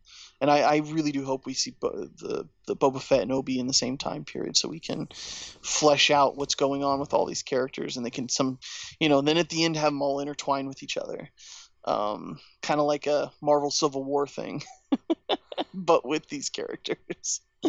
Do you think if they do the trilogy, that they would end it with them at the cantina? I don't think they end it at the cantina, but I think they end it with them headed to the cantina. I was like, well, Okay. we got done with this job, but what are we gonna do? Well, we can't go here; it's too hot. And you hear Chewie roar, and he's like, "Oh, I don't really want it. I don't want to go. Do we have to go back to Tatooine?" You got a battle. You got a bounty on your head. Yeah. Yeah. It's like I can't go back with Jabba down there looking for me. Right. Well, yeah, you make a good point. Where else are we gonna go? And Yeah. all right, fine, we'll go back to Tatooine. Man, I was expecting to see Jabba in the movie and Boba Fett, and they didn't. I'm surprised they didn't. I'm okay with them not, because they Oh yeah. put in enough where I'm like they weren't missed, and I think if they had just tried to Right. cram them in, it would have been Right. too much. No, I agree. I agree, man. So that's it. So that's the only Star Wars we are gonna get until Christmas time next year. Well, now hang on, because we are gonna get when does that? Because we'll get the streaming service before then. Do you think? Yeah, You think the show comes out next year before Christmas? yeah, definitely. Well, hey, then I'm all for that. And I Hey, mean, man. and we've got books. God, we've got books. Oh yeah, Thrawn comes out next month or at the end of the month. Something like that. Yeah. Yeah. Right now, I went crazy. I am reading all the comics and everything right now. I watched uh, all of the movies. I'm trying to think which ones I didn't watch. No, I saw the three original, and then I watched. Well, Force Awakens was the first thing I watched because I wanted to see his first adventure and then his last, and it's fucking poetic. Yeah. It's so good. And then I watched A New Hope, and it was all the lines and everything. Empire Strikes Back, of course, just so much of that, and Return of the Jedi. And now I'm on to watch The Force Awakens, and then I'm gonna watch the prequels. Saving the best for last, of course. I'm just kidding. I'm saving the ones that don't star Han Solo at all. um, for last. But yeah, man, I'm in Star Wars mode right now. As you can tell, I'm trying to read all the comics. I'm reading the Darth Vader one, the one that is all about right after he wakes up from being pulled out of the lava river or whatnot, Yeah. and being put together, and basically the Emperor like uh just treating him like shit, and it's basically Darth Vader's journey to create his red lightsaber, um and to become Vader, and to you know there's some interesting stories in there. Like it talks about, you remember in the prequels, the lady in charge of the books. Yes. Yeah, like it has her story and stuff like that. What happened to her outside of what happened to her after everything went down. Anyway, I'm sorry, I'm talking, but yeah, the comics are great, so I've been reading a lot of those. Nice. But anyway, man, it's been a long episode. We're gonna go ahead and get out of here. Make sure you go to Twitter at We Geek Podcast, at the Logan Witt, at Adam Estep. Make sure you go to our Facebook group, We Geek Podcast. Go ahead and join. Make sure you go to Apple Podcasts and subscribe to us and give us a review. Shoot us an email, wegeekpodcast@gmail.com. And we'll be back next week. I'll talk about the Pokemon game. I'm still going through the Marvel movies. I don't know if you've caught up yet at all. I have to watch. I did watch Iron Man. I know I'm still just one back. I've got to watch Incredible Hulk and then Iron Man 2, and then I'll be caught up. We'll take a moment next week and we'll talk about maybe the first few movies, whatever you're up to. We'll take a chunk out and talk about like the first few Marvel movies. Sounds good. And what we thought of them. And I'm sure I'll be in full blown Star Wars mode, so prepare yourself for being sidetracked. But yeah, man, until next week, Captain.